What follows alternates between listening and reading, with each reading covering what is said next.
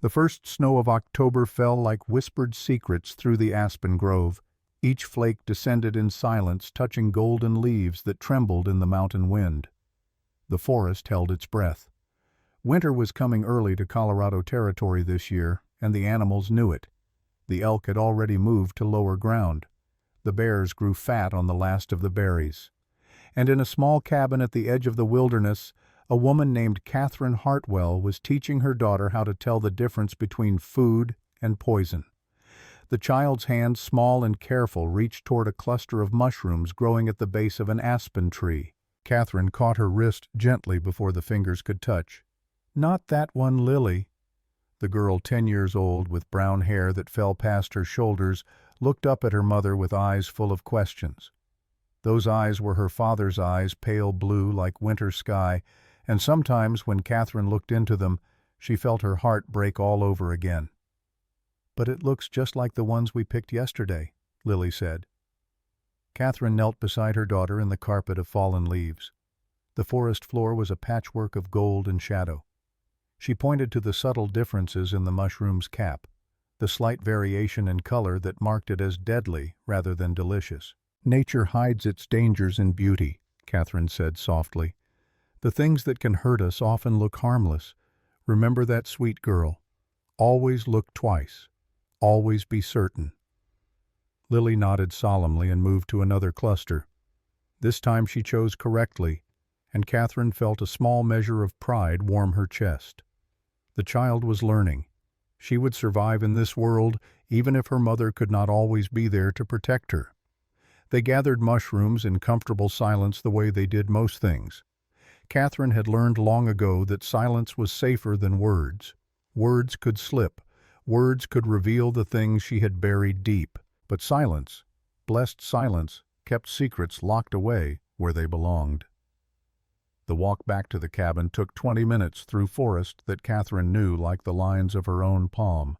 She knew every game trail, every rocky outcrop, every place where the earth dipped and rose.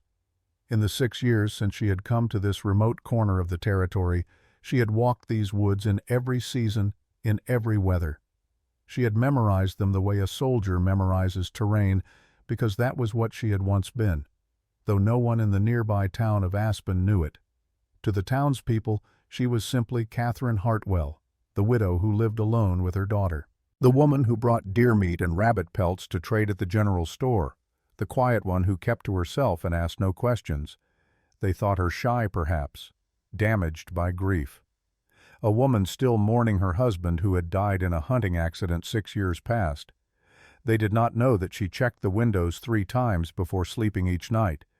They did not know that she startled at the sound of distant gunfire, even though hunters were common in these mountains. They did not know about the weapons hidden throughout the cabin or the training that made her hands as dangerous as any blade. They did not know Catherine at all. The cabin sat in a small clearing backed by a steep ridge that protected it from the worst of the winter winds. It was modest, just 2 rooms and a loft where Lily slept, but Catherine had chosen the location with care. The clearing gave clear sight lines in 3 directions. The ridge behind meant no one could approach unseen from the north. A small stream ran nearby, never freezing even in the deepest cold, and most importantly, the place was remote enough that visitors were rare. Smoke curled from the stone chimney as they approached. Catherine had banked the fire before leaving that morning, keeping it low and steady. Inside, the cabin smelled of wood smoke and the herbs she dried from the summer garden. Lily went immediately to the table to sort their morning's harvest, while Catherine hung her coat on a peg by the door. "Mama," Lily said, her voice careful in the way it got when she was about to ask something difficult, "can I go to the harvest festival in town next week?" Catherine's hands stilled on the coat. She turned slowly, studying her daughter's hopeful face. "What brought this on?" "Esther mentioned it at the store last time. She said there would be music and dancing and apple cider. She said all the children from the valley come." Lily's words tumbled out faster now. "I could help at her booth. She said she could use an extra pair of hands. I would work Mama. I wouldn't just play." Catherine moved to the window, looking out at the forest without really seeing it. She wanted to say yes. She wanted to give her daughter the normal childhood that every 10-year-old deserved, full of festivals and friends and simple joys. But normal had stopped being possible a long time ago on a night when she had made a choice that could never be unmade. "We'll see," she said finally, which was not yes, but was not quite no either. Lily's face fell slightly, but she nodded and returned to sorting mushrooms. The child had learned not to push. She had learned even at her young age that her mother carried wounds that could not be spoken of. That afternoon, while Lily practiced her letters at the table Catherine worked on, tanning a deer hide stretched on a frame behind the cabin.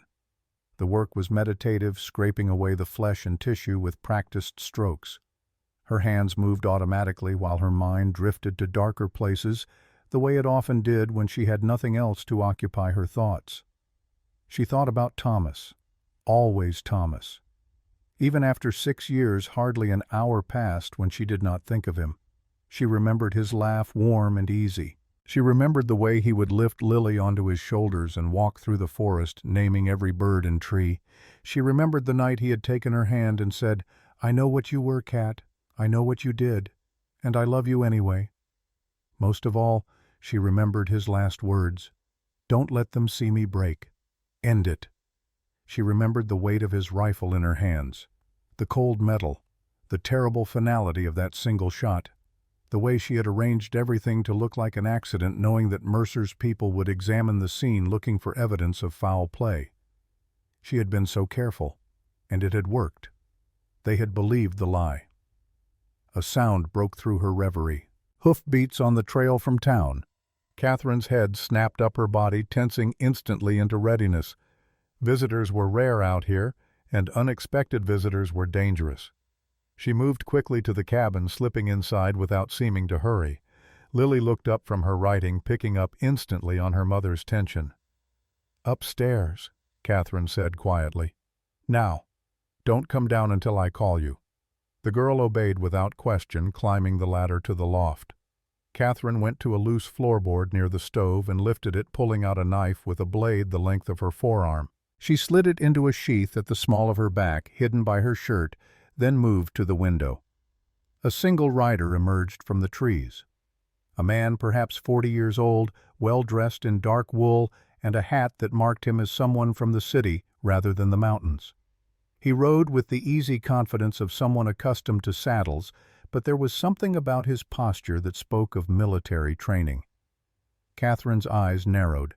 She had seen too many soldiers not to recognize one when she saw him. The man reined in before the cabin and dismounted. He looked around the clearing with an assessing gaze that confirmed Catherine's suspicions. This was no casual visitor. This was someone who knew how to evaluate terrain and threat. He knocked on the door. 3 measured raps. Catherine waited a moment before answering, using the time to smooth her face into something approximating pleasant surprise. When she opened the door, she kept it half closed, her body blocking the entrance. "Can I help you?" The man removed his hat, revealing dark hair touched with gray at the temples. His face was weathered but not unkind, with lines around his eyes that suggested he smiled more than he frowned. When he spoke, his voice was cultured, educated. "Mrs. Hartwell. Catherine Hartwell. I am." She did not ask how he knew her name. That would show too much. "My name is Samuel Cross. I'm a federal land investigator out of Denver. I wonder if you might spare me a few minutes of your time." Every instinct Catherine had honed over years of dangerous work screamed warning. Federal investigator. Here. Now. 6 years after she had thought all of this was buried. But she smiled because that was what a normal widow would do. "Of course. Though I can't imagine what business the federal government would have with me. Just routine matters, ma'am. Property records, that sort of thing. Nothing to concern yourself with." He was lying. Catherine could tell by the way his eyes flickered past her, trying to see into the cabin, by the way his hand rested casually near his hip where a gun would be, by the set of his shoulders that suggested readiness for violence. She had 2 choices. She could refuse him entry, which would mark her as suspicious and guarantee he would return with more questions, or she could let him in, control the encounter, and learn what he really wanted. "Come in then," she said, stepping back. though I'm afraid I don't have much to offer in the way of hospitality. Coffee, if you'd like." "Coffee would be welcome. It's a cold ride from town." She watched him enter, noting how his eyes swept the cabin's interior with professional efficiency, taking in the simple furnishings, the neat organization, the lack of personal touches or photographs. He was cataloging everything, filing it away for later analysis. Catherine moved to the stove and poured coffee from the pot that sat warming there. Her hands were steady, but inside her heart hammered against her ribs. She could feel the knife at her back, a small comfort. "You live alone, Mrs. Hartwell?" Samuel asked, accepting the cup she offered. "With my daughter." Catherine nodded toward the loft. "She's doing her studies." "Ah." Something flickered across his face, too quick to read. "How old is your daughter?" 10. "And your husband?" "Dead these 6 years. Hunting accident." The lie came easily now. She had told it so many times it almost felt true. Samuel sipped his coffee and Catherine saw him wince slightly. She kept it strong the way she liked it, strong enough to strip paint. Thomas used to joke that her coffee could wake the dead. "I'm sorry for your loss," Samuel said, and surprisingly he sounded sincere. "Thomas Hartwell. I saw his death certificate when I was reviewing the property records. Tragic." Catherine said nothing. Any words she spoke now might give something away. "The thing is, Mrs. Hartwell, there's some confusion about the land deed for this property. The records in Denver show this land as federal territory, part of the mineral claims from before the war. But you've been living here for 6 years. My husband purchased the land legally. I have the deed. I'm sure you do. I'm just trying to sort out the discrepancies. Sometimes these old records get tangled, especially out here on the frontier." He paused, watching her carefully. "Did your husband mention where he got the deed, who he purchased from?" "A man in Denver. I don't recall the name." "And your husband, what did he do for work before the accident?" Too many questions. Questions that had nothing to do with land deeds. Catherine felt the familiar cold settle into her bones, the detachment that had served her so well in the war. This man was fishing. He knew something or suspected something, and he had come here to test her. "He was a surveyor," she said, which was true enough. Thomas had surveyed land, among other things. A surveyor. Interesting. Samuel finished his coffee and set down the cup. "Mrs. Hartwell, I wonder if I might ask you something directly. Has anyone else come asking questions about your husband, or about this property?" Now they were getting to it. "No. Should I expect someone to?" "Not necessarily. But if anyone does, particularly someone claiming to be a government official, I'd appreciate it if you'd send word to me at the hotel in Aspen." He reached into his coat and pulled out a card with his name and Denver address. Just as a precaution. Catherine took the card, studying it. The paper was good quality, the printing professional. It looked legitimate, which meant nothing. "Mr. Cross, you came all this way from Denver to check on a land deed and warn me about people asking questions. That seems like a great deal of effort for routine business." For the first time, something like approval crossed his face. "You're observant, Mrs. Hartwell." "I'm careful. Living alone with a child, a woman learns to be careful." "Indeed." He stood reaching for his hat. "I won't take any more of your time. Thank you for the coffee, even if it was strong enough to strip rust off iron." Despite herself, Catherine felt the corner of her mouth twitch. "I'll take that as a compliment." As he moved toward the door, he paused, his gaze drifting to the loft where Lily was hidden. "Your daughter. She has your late husband's eyes, doesn't she? That particular shade of blue. Quite distinctive." Catherine's blood went cold. How could he know that? How could he possibly know what color eyes Thomas had unless he had known Thomas personally? She kept her face neutral through sheer force of will. "Yes, she has her father's eyes." "Treasure that," Samuel said softly. "Children are precious. In this hard world, they're about the only pure things left." Then he put on his hat and stepped out into the cold afternoon. Catherine stood in the doorway watching him mount his horse and ride back toward town. Only when he had disappeared into the trees did she allow herself to breathe fully. "Mama," Lily's voice came from above. "Is he gone?" "Yes, baby. You can come down." The girl scrambled down the ladder, her face worried. "Who was that man? Why did you make me hide?" Catherine knelt and pulled her daughter into her arms, holding her close. The child felt small and fragile, all bird bones and trust. She smelled of wood smoke and the lavender soap they made each summer. "Just a man with questions about land," Catherine said into her hair. "Nothing for you to worry about." But that night, after Lily had gone to sleep, Catherine sat by the window and did not close her eyes. She watched the forest shadows and thought about Samuel Cross and his careful questions. She thought about the way he had looked at Lily with recognition rather than casual interest. She thought about the fact that he had known Thomas's eye color, and she thought about the past she had tried so hard to bury and how it might finally be catching up with her. 3 days passed. Catherine went about her routines with careful normalcy, but inside she was coiled tight as a spring. She noted everything, every unusual track in the forest, every bird call that sounded wrong, every moment of her daughter's laughter that might be one of the last. On the 4th day she took Lily into town. They needed supplies and Catherine needed information. She needed to know if Samuel Cross was who he claimed to be or if he was something far more dangerous. Aspen was growing. In the 6 years since Catherine had settled nearby, the mining camp had transformed into a proper town. There was a hotel now and a church and more than a dozen permanent structures instead of tents. The silver boom had brought prosperity and people, which meant more eyes and more questions and more danger. But it also meant Esther Williams, and Esther was the closest thing Catherine had to a friend. The general store sat at the heart of town, a sturdy building that smelled of coffee and leather and dried apples. Esther stood behind the counter, a woman of 60 with steel-gray hair and eyes that missed nothing. She had lost a son in the war and a husband to pneumonia, and those losses had left her with a fierce protectiveness toward anyone she considered under her wing, which included Catherine and Lily, whether Catherine wanted it or not. "There's my favorite girl," Esther called as they entered.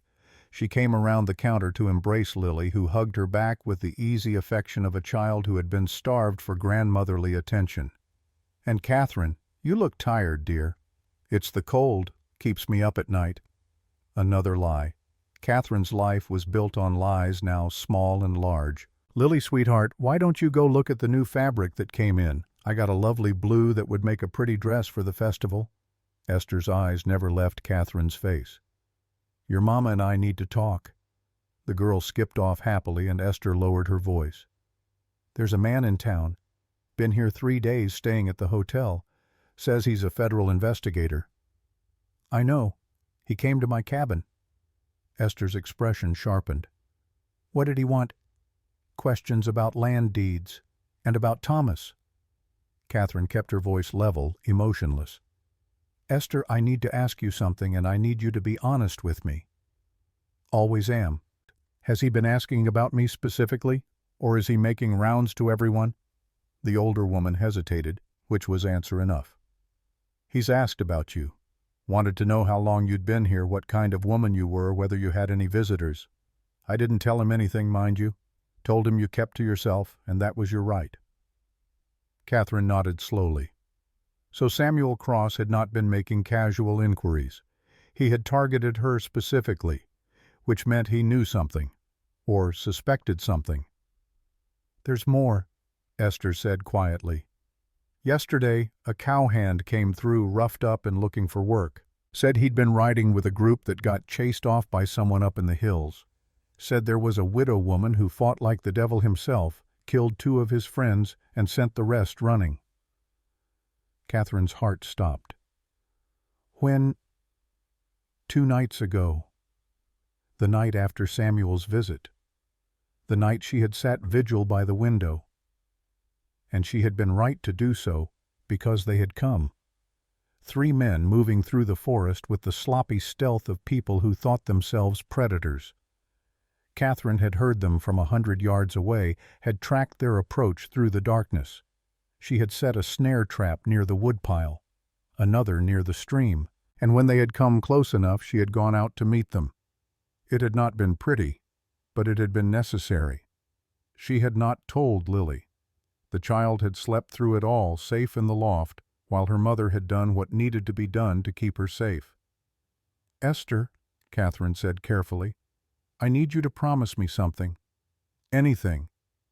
If something happens to me, if I don't come back from a hunt, or if strangers come looking for me, you take Lily. You put her on a train east. There's money hidden in my cabin under the floorboard by the stove, enough to get her to my sister in Boston.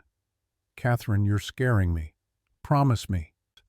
The older woman searched her face, seeing something there that made her reach out and grip Catherine's hand. "I promise. But you're going to tell me what's happening." "I can't. I wish I could, but I can't." Catherine squeezed back, then released her. "Just know that everything I've done to protect that little girl. Everything." That night Catherine went through the cabin like a woman preparing for war. She checked every weapon, every trap, every possible entry point. She moved through the space with cold efficiency, and if her hands shook slightly as she loaded the Winchester rifle, she told herself it was just the cold. Lily watched from the table where she was supposed to be drawing. "Mama, you're acting strange." "I'm just being careful." "Are bad men coming?" Catherine froze. How did children know these things? How did they sense the danger their parents tried so hard to hide? She set down the rifle and went to sit beside her daughter. She took the small hands in her own, feeling the calluses just starting to form from all the work they did together. Lily would grow strong. She would survive. Catherine would make sure of it. "I don't know if bad men are coming," she said honestly. "But if they do, I need you to remember something.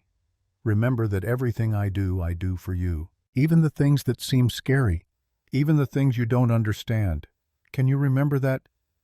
Lily nodded solemnly. "I'll remember. Good girl." Catherine kissed her forehead, breathing in the scent of her daughter's hair. "Now how about I teach you something important?" She led Lily to the back corner of the cabin and showed her the hidden panel in the wall. Behind it was a small space just large enough for a child to squeeze into. Inside were provisions, a canteen of water, dried meat, a blanket, and a knife. "If anything bad happens, if I tell you to hide, you come here. You get in this space and you pull the panel closed behind you, and you don't come out no matter what you hear. Not until morning. Do you understand? But what about you? I'll be fine. I always am. But I need to know you're safe. This is our secret place, yours and mine. No one else knows about it." Catherine paused. "Can you do that for me? Can you be brave?" "I can be brave," Lily whispered. They practiced twice until the girl could open and close the panel smoothly. Then Catherine made them dinner and they sat together by the fire, and she told Lily stories about a time before the war when the world had been simpler and safer and full of possibilities. She did not tell her daughter about Thomas, about how they had met during a mission gone sideways when Catherine had been deep in Confederate territory, and he had been the surveyor who helped her escape. About how they had fallen in love in stolen moments between missions when death waited around every corner. About how they had promised each other that if they survived the war, they would build a life together. She did not tell Lily that Thomas had been the only man who had ever known her completely, who had seen the blood on her hands and loved her anyway, who had taken her broken pieces and made them into something resembling whole. And she certainly did not tell her about the night 6 years ago when everything had fallen apart. The next morning, Catherine woke before dawn to find fresh tracks outside the cabin. Someone had circled the property during the night, keeping to the tree line observing. The prints were too large to be Samuel Cross's. These belonged to someone bigger, heavier, someone who moved with purpose. She stood in the cold morning air, studying the tracks, and felt the old familiar sensations settle over her. The calm before violence. The emptiness that came when emotion had to be set aside in favor of survival. She was being hunted. The question was why and by whom. That afternoon, while Lily was at the stream fetching water, Catherine made a decision. She saddled their horse, a sturdy mare named Blackbird, and rode into Aspen. She needed to confront Samuel Cross directly. She needed to know what he knew and what he wanted. The hotel sat at the north end of town, a two-story structure that catered to the mining investors and land speculators who came through with increasing frequency. Catherine tied Blackbird at the rail and went inside. The clerk at the desk looked up with polite inquiry. "Can I help you, ma'am?" "I'm looking for Samuel Cross. I believe he's staying here." "Room 7 upstairs. But I think he stepped out about an hour ago. Said he was heading up to the old mining claims." Catherine's blood ran cold. The old mining claims were north of her cabin, close enough to watch it from a distance, close enough to see when she had left. She was out the door and on Blackbird before the clerk could say another word. She pushed the mare hard, taking the trail north at dangerous speed. If Samuel had gone to the mining claims, and if Lily was alone at the cabin, then her daughter was unprotected. Stupid. She had been stupid to leave the child alone, stupid to think she could handle this confrontation on her own terms. The cabin came into view, and Catherine saw immediately that something was wrong. The door stood open. Not forced, but open, as if someone had been invited in. She dismounted while Blackbird was still moving and hit the ground running. The knife was in her hand before she consciously drew it, every sense heightened to combat readiness. "Lily," she called. "Lily," movement in the cabin, a figure in the doorway. Relief flooded through her, followed immediately by confusion. Samuel Cross stood in her doorway, and he had his hands raised in a gesture of peace. But his face was grave, almost sad. "She's safe, Mrs. Hartwell. She's hiding in the loft. I told her to stay there until you got back." Catherine stalked toward him, knife still ready. "What are you doing in my home?" "Saving your life, possibly. There were men coming. I saw them from the ridge. I came to warn you, but you'd already left, so I made sure Lily was safe, and then I waited." "Men? What men?" "Professionals. 4 of them moving with military precision." Samuel's eyes met hers steadily. "The kind of men who don't come calling for social visits. The kind of men who come when someone wants a problem eliminated." Catherine's mind raced. 4 men. Professionals. That changed everything. This was not opportunistic violence. This was organized, targeted. "Who sent them?" "I think you know who sent them, Mrs. Hartwell. Or should I call you by your real name?" Samuel lowered his hands slowly. "I think we need to talk. Really talk. About Thomas. About what you were before you became a widow living in the woods. About why I'm really here." Catherine stared at him, and in that moment she understood that everything was about to change. The careful life she had built, the protective isolation, the lies she had told herself and everyone else, all of it was crumbling. "Mama," Lily's voice from inside the cabin, scared but trying to be brave. Catherine's heart broke a little more. "It's all right, baby. Come down. Everything's all right." But it was not all right. It had not been all right for 6 years, and Samuel Cross's presence here meant that the past she had buried was clawing its way back to the surface. "Inside," she said shortly. "We'll talk inside." She called Lily down from the loft and held her for a long moment, checking to make sure the child was truly unharmed. Then she sent her to the back room with instructions to draw pictures and not listen. Samuel sat at her table, and Catherine stood by the window where she could watch both him and the approaches to the cabin. "Start talking," she said. "And it better be the truth." "The truth?" Samuel smiled without humor. "The truth is complicated, but I'll try. My real name is Samuel Cross. That part wasn't a lie. I was with the Phantom Corps during the war, Special Operations. I served with Thomas Hartwell." Catherine's face revealed nothing, but inside her stomach dropped. Phantom Corps. The name she had not heard spoken aloud in 6 years. "Thomas talked about you sometimes," Samuel continued. "Never by name. He called you Cat. Said you were the best infiltrator he'd ever seen. Said you could disappear into enemy territory and come out 3 weeks later with intelligence that changed the course of battles." "Thomas is dead." "Is he?" 2 words, just 2 words, but they hit Catherine like a physical blow. She gripped the window frame to steady herself. "I was there," she said, her voice barely above a whisper. "I buried him." You buried someone. But I don't think it was Thomas. Samuel leaned forward. 3 months ago I received a telegraph. No signature, but the code was one only 3 people in the world knew. Me, Thomas, and Thomas's commanding officer from the war. The message said, if I die, it's not accident. Protect Lily. The room spun. Catherine forced herself to breathe. In, out, in, out. That's impossible. The telegraph came from Denver, dated 3 months ago, which would be 6 years after Thomas supposedly died. Samuel watched her carefully. Mrs. Hartwell, I came here because I owe Thomas my life. 3 times over. If there's any chance he's alive, if there's any chance he needs help, I have to try. But I need to know what really happened 6 years ago. Catherine turned to look at him fully, and for the first time since he had arrived, she let her mask slip. Let him see the anguish and the guilt and the terrible crushing weight of what she carried. What happened 6 years ago, she said slowly, is that I killed my husband. The silence that followed was absolute. Then Samuel spoke, his voice gentle. Tell me. And Catherine, who had told no one, who had carried this alone through 6 years of purgatory, found herself beginning to speak. Not all of it. Not yet. But enough. Thomas was investigating something, a land fraud scheme that reached into the highest levels of territorial government. He had evidence, documents, testimonies, enough to bring down powerful men. Her hands clenched on the window frame. They took him.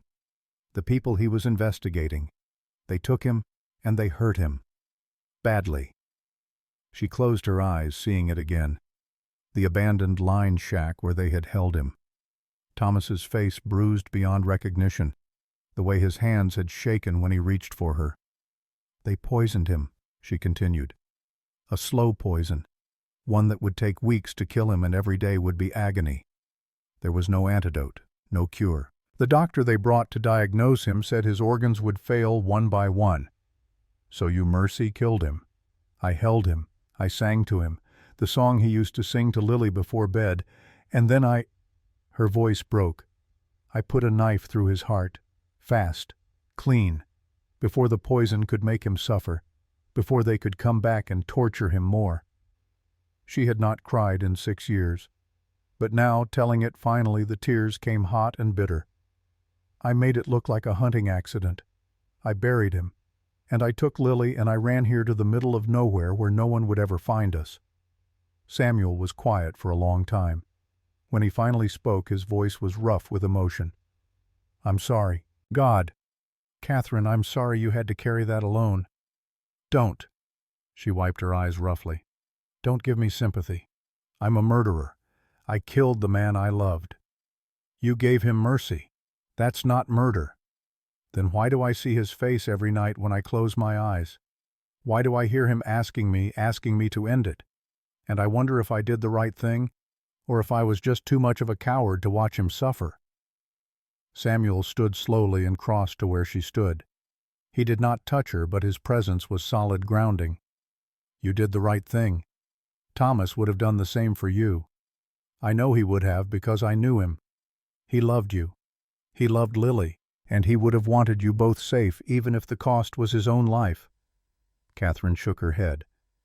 You said you received a telegraph. From Thomas. But Thomas is dead. I killed him. So either you're lying to me about the telegraph, or I'm going insane, or... She trailed off, unable to voice the impossible thought. Or Thomas survived somehow. Samuel finished quietly. I know how it sounds, but I've spent 3 months investigating and I can't find a body. There's a grave, yes, but I found the man who dug it. He remembers it being surprisingly light, like there wasn't much in it. No. Catherine backed away. No, I don't believe you. I was there. I felt his heart stop. Hearts can stop and start again, if someone knew what they were doing, if they got to him fast enough. Samuel pulled out a folded paper from his coat. This is a list of people who were in Denver 6 years ago around the time of Thomas's death, federal employees mostly. But one name stands out, Dr. Elias Whitmore, military surgeon, specialist in battlefield trauma, the kind of man who might be able to save someone from a knife wound if he was skilled enough and lucky enough. Catherine's hands shook as she took the paper. The names blurred together, but one stood out. Whitmore. She had heard that name before in whispers. A doctor who worked for powerful people. A doctor who could keep secrets. "If this is true," she whispered, "if Thomas is alive somewhere, then where? Why hasn't he come back? Why would he send you instead of coming himself?" "I don't know, but I aim to find out." Samuel met her eyes. "And I think you do too, because if Thomas is alive, he's in danger, and so is Lily, as long as whoever took him thinks she's a loose end." A sound outside. Hoofbeats, multiple horses moving fast. Catherine's head snapped toward the door, every instinct screaming danger. "Take Lily," she said. "The back window, now!" But Samuel was already moving, already pulling his gun. Too late. "They're surrounding us." Through the window, Catherine saw them. 6 men on horseback armed with rifles spreading out to cover every exit. Professional, military, exactly as Samuel had warned. And leading them was a face she recognized from old photographs, a face that had haunted Thomas's nightmares. John Mercer, Thomas's former commanding officer, the man who had betrayed everything the Phantom Corps stood for. Catherine looked at Samuel, saw her own recognition mirrored in his face. "Is that?" she started. "My brother," Samuel confirmed grimly. "And if he's here, then things are worse than I thought." In the back room, Lily called out, confused and frightened by the sudden tension. "Mama, what's happening?" Catherine moved quickly, taking her daughter's hand, kneeling to look into those blue eyes that were so painfully like Thomas's. "Remember what I taught you, the hiding place?" "But Mama—" "Now, Lily, please, be brave for me." The girl nodded and ran to the corner, pulling open the panel with shaking hands. She climbed inside, and Catherine helped close it behind her, making sure it was seamless with the wall. Outside, a voice called out, deep and commanding. "Catherine Brennan, or is it Hartwell? Now I know you're in there. Come out and we can talk like civilized people." He had used her maiden name, the name from her Phantom Corps days, the one she had buried when she married Thomas. She looked at Samuel. "If we fight, we die. If we surrender, we die slower. Then we buy time, we talk, we find out what he wants. He wants you dead, and he wants to know where Thomas hid the evidence." Catherine's laugh was bitter. "Then he's going to be disappointed, because I don't know where Thomas hid it either." She moved to the door, taking a deep breath, centering herself. When she opened it, she stood in the doorway with her hands visible and empty.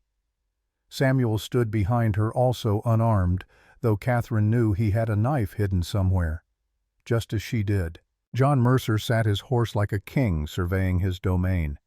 He was older than the photographs, but still imposing, still radiating the charisma that had made men follow him into hell during the war. "Catherine," he said almost warmly, "it's been a long time. You're looking well. Motherhood suits you." "What do you want, Mercer?" "Many things. But primarily I want information.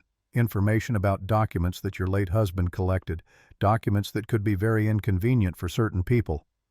Thomas is dead. So they say. Yet here's my little brother sniffing around asking questions about him." Mercer's gaze shifted to Samuel. "Samuel, still playing the hero." "Still cleaning up your messes," Samuel replied evenly. Mercer's smile was cold. "Catherine, I'm going to make you an offer. One time only. Tell me where Thomas hid his evidence. In exchange, I'll let you and your daughter live. You can disappear again, and I'll make sure no one comes looking. I don't know where it is. I think you do. Thomas trusted you with everything. He wouldn't have left you unprotected." Catherine shook her head. "He never told me. He said it was safer if I didn't know. If they came for me, I couldn't give it up even under torture." Something flickered across Mercer's face. Respect, perhaps, or regret. "Thomas always did think 10 moves ahead. Fine. Then you're no use to me. But the child might be. Children hear things, see things, Remember things. Every maternal instinct Catherine possessed roared to life. You stay away from her. Or what, you'll fight all six of us. You're good, Catherine, I know how good, but not that good. Maybe not alone. Samuel stepped forward. But we're not alone. Are we, Catherine? She had no idea what he was talking about, but she played along. No, we're not. Mercer's eyes narrowed. Then he signaled to his men. Check the perimeter. Someone might be out there. 3 of the riders peeled off, searching the forest. Catherine's mind raced. Samuel had bought them minutes at most. But minutes for what? Then she understood. Samuel was counting on her training, on the instincts she had honed during years of operating behind enemy lines. He was giving her an opening. Mercer, she called. Let's negotiate.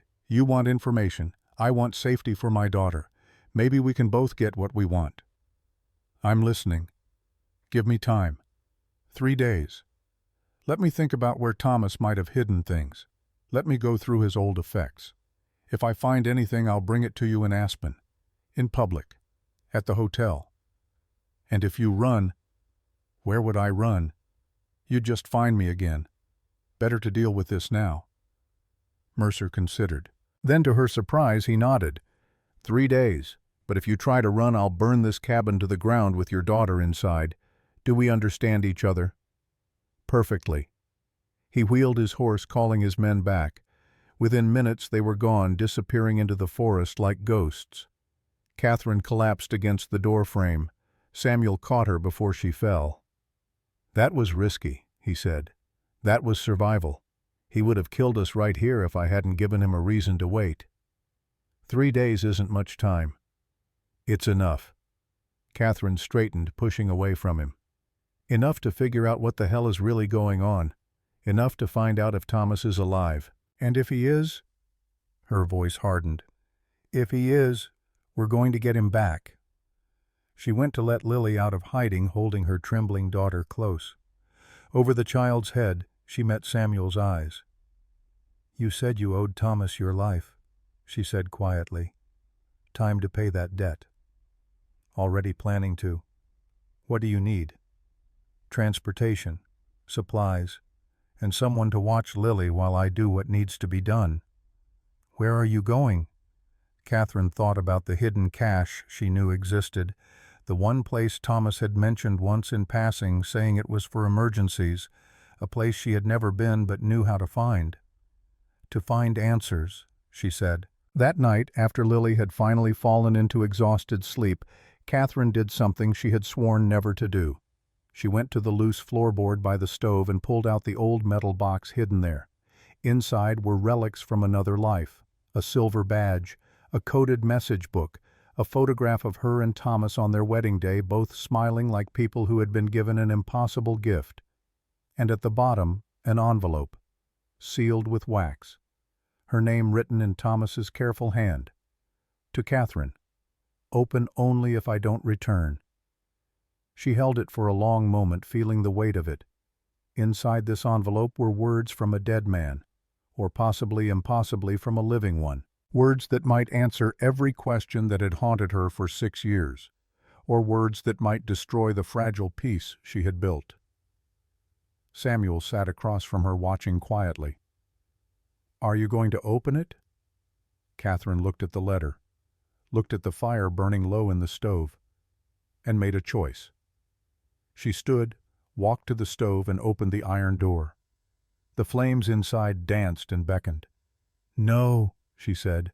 Whatever's in here, it's from the past, and the past can't help us now.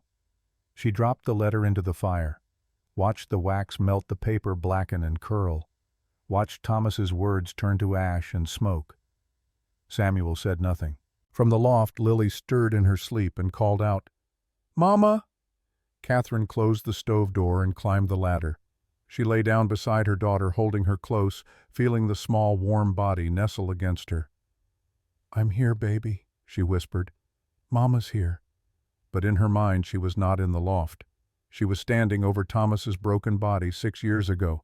She was feeling his heart stop beneath her hands. She was hearing his last words.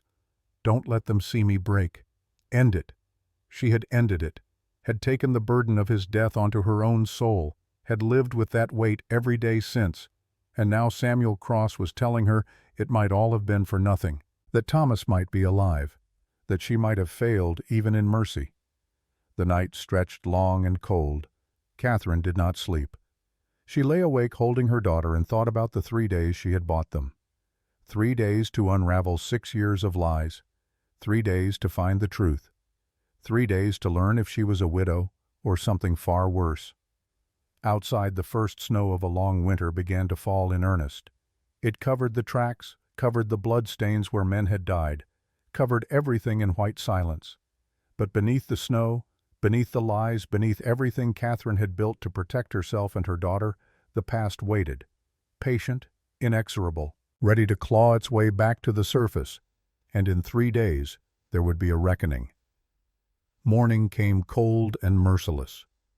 Catherine woke to find ice crystals forming on the inside of the windows, delicate patterns that caught the weak light like frozen spider webs. She had slept perhaps 2 hours, her body pressed against Lily's warmth, her mind refusing rest. Now she rose carefully, leaving her daughter still sleeping, and descended the ladder to find Samuel Cross already awake feeding the stove with fresh wood. He looked up as she approached, and she saw the same exhaustion in his eyes that she felt in her bones. Neither of them had truly slept. How could they, knowing what waited in 3 days? Coffee? He asked quietly. She nodded, moving to the window to look out at the changed world. Snow had fallen through the night, transforming the landscape into something unrecognizable. The trees bent under white weight. The clearing had become a blank canvas, pristine and innocent, hiding all the violence and secrets beneath. Samuel handed her a cup, and they stood together in silence, watching the dawn break over the mountains. The light came slowly this time of year, reluctant, as if even the sun knew that winter in these high valleys was something to be endured rather than celebrated. "We have a problem," Samuel said finally. "Just one." Catherine's laugh was bitter. "The supplies. If we're going to the cache location you mentioned, we need provisions. But if I go into town, Mercer's men will follow me. And if you go, they'll know you're preparing for something." Catherine sipped her coffee, thinking. He was right. Mercer would have men watching Aspen, watching the roads, watching for any sign that she was planning to run or to search for Thomas's evidence. Every move they made now would be scrutinized. "Esther," she said, "the woman from the general store. She's trustworthy, and more importantly, she's expected to visit me. Brings supplies out here once a month, usually around this time. If she comes today with a full load, no one will question it." Samuel nodded slowly. "Can you trust her with the truth?" "I can trust her with Lily's life, which is all that matters." While Lily still slept, Catherine wrote a careful note. Not the whole truth, never that, but enough. She asked Esther to bring specific supplies, the kind needed for a long journey in winter conditions, and she asked her to come alone. Samuel volunteered to ride out and deliver the message, taking a route that would keep him away from the main road and Mercer's watching eyes. Catherine watched him go, this man who had appeared in her life like an answer to a prayer she had not known how to speak. He had been Thomas's friend, Thomas's brother-in-arms, and now he was risking everything to help her, though she still was not entirely sure why. Trust was a luxury she could not afford. But necessity made strange alliances. Lily woke an hour later, coming down the ladder with her hair tangled and her eyes still heavy with sleep. Catherine held her close, breathing in the scent of her daughter's skin, trying to memorize this moment. Because in 3 days, everything might change, and she needed to carry these small, perfect moments with her, whatever came next. "Mama, where's the man, Mr. Cross?" "He had to go into town. He'll be back later." "Is he going to stay with us?" Catherine hesitated. "How did you explain temporary alliances to a 10-year-old? How did you tell your daughter that the man sleeping in their cabin was both protector and unknown quantity, that trust was measured in degrees and never absolute?" "For a while," she said finally, "until we're sure everything is safe." Lily pulled back, studying her mother's face with those 2 knowing eyes. "We're not safe now, are we?" We're managing. That's not the same thing. No, it was not. Catherine wondered not for the first time if she had done her daughter a disservice by raising her out here in isolation. Lily had learned to read the forest, to track and hunt and survive, but she had also learned to read her mother's fears, to sense danger in the set of shoulders and the tone of voice. She had become old before her time. "Come," Catherine said, taking her hand. "Let's check the snares." They dressed in heavy coats and went out into the transformed world. The snow came up to Lily's knees in places, and Catherine had to help her through the drifts. But the child laughed as she struggled through the powder, and for a moment it was almost like any other winter morning. A mother and daughter doing their work, living their simple life. The first snare held a rabbit frozen stiff. The second was empty. The third had been disturbed, but whatever had triggered it had escaped. Catherine examined the tracks carefully. Not a predator. Something had deliberately sprung the trap and moved on. A warning, perhaps, or a reminder that they were being watched. She said nothing to Lily about it, just reset the snare and moved to the next. But her awareness heightened, her senses attuned to every sound and shadow. They were not alone in these woods. They had not been alone since Mercer's visit yesterday. Samuel returned near midday accompanied by Esther Williams. The older woman drove a wagon loaded with supplies, her face set in grim determination. She climbed down with the stiffness of someone not accustomed to long winter drives, and Catherine hurried out to help her. "Inside," Esther said without preamble. "We need to talk." They gathered around the table, all four of them, while Lily played in the corner with the wooden horse Thomas had carved for her years ago. Esther looked at each adult in turn, her sharp eyes missing nothing. "I've known you 3 years, Catherine Hartwell," she said quietly. "In that time I've learned to read you better than you think. I know you're running from something. I know you're not what you pretend to be. And I know that child over there is the most important thing in your world." Catherine said nothing. What could she say? Now there are men in town asking questions. Dangerous men. The kind who hurt people for money. Esther's voice hardened. "I brought what you asked for, but I need to know. Is Lily in danger?" "Yes," Catherine said simply. "From these men. From their employer. And you're planning to do something about it." "We're planning to end this, one way or another." Esther was quiet for a long moment. Then she reached across the table and took Catherine's hand. Her grip was strong, a lifetime of hard work compressed into those weathered fingers. "I told you once I lost my boy in the war. What I didn't tell you was how. He was captured, tortured for information about troop movements. They sent him back to us in pieces." Her voice cracked slightly. "So when I see a woman trying to protect her child from monsters, I recognize it, because I failed to protect mine." "Esther," Catherine started. "No. Let me finish. You're going somewhere dangerous. And you need someone to watch Lily while you do whatever needs doing." She squeezed Catherine's hand harder. "I'll take her. Keep her safe at my place in town. Right out in the open where these men can't touch her without everyone seeing. And if they try—" The old woman's smile was cold. "Well, I may be 60, but I still know how to shoot." Relief flooded through Catherine so powerfully she nearly wept. "Thank you. Don't thank me yet. Just promise me you'll come back for her. That girl's already lost one parent. She doesn't deserve to lose both. I'll come back. I swear it." They spent the afternoon preparing. Esther would take Lily into town after dark, make it look like a friendly visit that had run late. Catherine and Samuel would leave at first light, heading north to the old mining camp where Thomas had once mentioned keeping emergency supplies. If the evidence existed, if there was any clue to where he might be or what had happened to him, that was the place to start. As evening fell, Catherine packed a small bag for Lily. A change of clothes, the wooden horse, a handful of drawings the child had made. Small things, but they mattered. They were pieces of the life she was trying to preserve. Lily watched her mother pack with growing understanding. "I'm going away, aren't I? Just for a few days, to stay with Esther in town." "But you're going somewhere dangerous." Catherine sat on the bed beside her daughter. "I'm going to try to make things safe, permanently." Will you fight bad men? If I have to.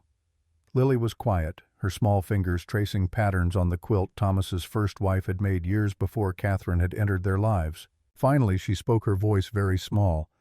Mama, if you don't come back, what will happen to me? The question pierced Catherine's heart like a blade. She pulled Lily into her arms, holding her so tight the child squeaked in protest. I will always come back to you, Catherine whispered fiercely. Always. Do you understand there is nothing in this world or the next that could keep me from you? You promise. I promise. It was a promise she might not be able to keep, but she made it anyway because that was what mothers did. They made impossible promises and then broke themselves trying to keep them. Samuel and Esther loaded the wagon while Catherine said her goodbyes. She kissed Lily's forehead, her cheeks, her hands. She breathed in the scent of her daughter's hair one more time, and then, because it was the hardest thing she had ever done, she let her go. The wagon pulled away into the darkness. Lily's small face, visible in the back, turned toward the cabin until the night swallowed her. Catherine stood in the doorway until even the sound of the wheels had faded. Then she went inside and permitted herself exactly 5 minutes of tears. After that, there was work to do. Samuel had spread a map across the table marking routes and distances. He looked up as she entered, his expression carefully neutral, giving her space for grief without calling attention to it. The mining camp is about 20 miles north, he said. We can make it in a day if the weather holds, but there's a problem. What problem? Mercer will expect us to go there. It's the logical place to hide evidence if you're a surveyor who spent time in that region. He'll have men waiting. Catherine studied the map, thinking. Then we don't go directly. We take the ridge route, come in from the east. It's harder traveling, but they won't expect it. That adds 2 days to the journey. 2 days alive is better than 1 day dead. Samuel nodded slowly. Fair point. They worked late into the night planning routes and contingencies. As the hours passed, the initial awkwardness between them began to ease. They fell into a rhythm the way soldiers did when preparing for a mission. Catherine recognized it from her years in the Phantom Corps. The strange intimacy of shared danger, the bond that formed between people who might die together. Near midnight, they finally stopped. The fire had burned low and the cabin had grown cold. Samuel added wood to the stove while Catherine made fresh coffee. They sat on opposite sides of the room, nursing their cups, too tired to sleep, but too wired to rest. The silence stretched, not uncomfortable but heavy with unspoken things. Finally, Samuel broke it. You don't trust me. It was not a question. Catherine considered lying, then decided against it. No. Fair enough. I am Mercer's brother, after all. That's not why I don't trust you. Then why? Catherine stared into her coffee, watching the steam rise and dissipate. How did you explain that trust was a currency she had spent long ago? That every person who entered her life was a potential threat to Lily's safety? You came here with a story about Thomas being alive, she said carefully. A telegram that no one else can verify. You've inserted yourself into my life at the exact moment when Mercer shows up. Maybe it's coincidence, or maybe it's strategy. You think I'm working for him. I think I don't know who you're working for, and until I do, you're a variable I can't control. Samuel set down his cup and leaned forward, his elbows on his knees. Fair. So let me give you something you can verify. Thomas and I served together from 63 to 65. We were part of a special unit that operated behind Confederate lines. Our commanding officer was John Mercer, my brother. After the war, John tried to keep the unit together, use our skills for private enterprise. Thomas and I refused. That's when John turned dangerous. I know all this already, but you don't know this. Thomas came to me in 72. Said he'd found evidence that John was orchestrating a land fraud scheme across 3 territories. Said he needed help gathering proof. I told him I couldn't. I'd already lost too much to my brother's ambitions. Lost my wife, my farm, nearly lost my life. I told Thomas to walk away, that some fights weren't worth fighting. There was real pain in his voice now, real regret. He went ahead anyway, Samuel continued. Started building his case, and 6 months later I heard he was dead. Hunting accident, they said. I didn't believe it. But I was a coward. I let it go. Told myself it wasn't my problem anymore. He looked up, meeting her eyes. Then 3 months ago I got that telegram. And I knew I'd been given a second chance to do the right thing, to help the man who'd been a better brother to me than my own blood. Catherine absorbed this, weighing it against her instincts.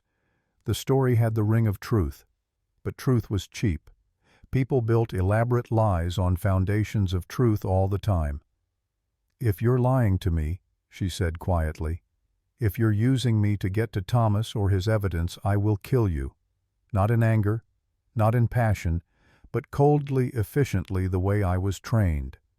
Do you understand?" "I understand. And if you put Lily in danger, even accidentally, death will be a mercy compared to what I'll do to you." Samuel nodded slowly. "I believe you. And for what it's worth, I'd expect nothing less from someone Thomas loved." They lapsed back into silence, but something had shifted. Not trust, not yet, but a tentative understanding. They were allies of necessity, bound by loyalty to a man who might be dead or might be alive, but who had marked them both indelibly. Catherine pulled a blanket from the chest and tossed it to Samuel. "You take the floor by the stove. I'll keep watch first shift." "You don't have to watch me. I'm not watching you. I'm watching for them." She took up position by the window, rifle across her lap, and settled in to wait. Samuel stretched out near the stove, and within minutes his breathing had deepened into sleep. The sleep of a soldier ready to wake at any disturbance, but taking rest where he could find it. Catherine envied him that ability. Her own sleep had been fractured for 6 years, broken by dreams of Thomas's face and the feeling of her knife entering his chest.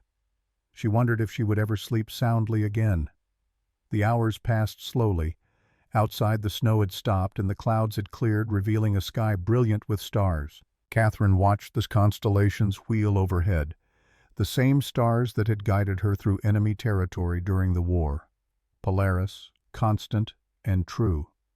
Orion the hunter. The Pleiades, 7 sisters bound together for eternity. She thought about sisterhood, about the women who had served alongside her in the Phantom Corps. Most were dead now, casualties of war or the hard peace that followed. A few had disappeared into new lives, new identities. None had stayed in touch. That had been the price of their service. Once the war ended, they scattered like smoke, becoming ghosts in truth as well as name. Had Thomas felt the same way about his brothers in arms? Had he missed the clarity of wartime purpose, the simplicity of knowing your mission and executing it without doubt? She would never know now, could never ask him, unless Samuel was right, unless Thomas was alive somewhere. The thought was too painful to hold. She pushed it away and focused on the present, on survival, on the mission ahead. Samuel woke at 3, moving quietly to relieve her at the window. Catherine surrendered the post and lay down on the bed, still warm from Lily's small body. She pulled the quilt up, breathing in the faint scent of her daughter, and finally let exhaustion claim her. She dreamed of snow falling on graves, of Lily's voice calling from far away, of Thomas standing in a doorway, his face in shadow, asking her a question she could not hear. She woke to Samuel shaking her shoulder gently. Dawn was breaking gray and cold. "Time to go," he said. They left the cabin as the sun rose, 2 figures on horseback moving through a landscape transformed by winter. Catherine had packed light, carrying only weapons, ammunition, and basic survival gear. Everything else was dead weight. In the wilderness, especially in winter, you carried only what would keep you alive. The route Samuel had mapped took them up the ridge behind her cabin, following game trails that wound through dense forest. The going was slow, the horses struggling through snow that came past their knees in places. But it kept them off the main trails where Mercer's men would be watching. By midday they had covered perhaps 5 miles. Catherine called a halt beside a frozen stream, and they watered the horses from holes they chipped in the ice. The animals were tired, their breath coming in great plumes of steam. Samuel pulled dried meat from his pack and offered half to Catherine.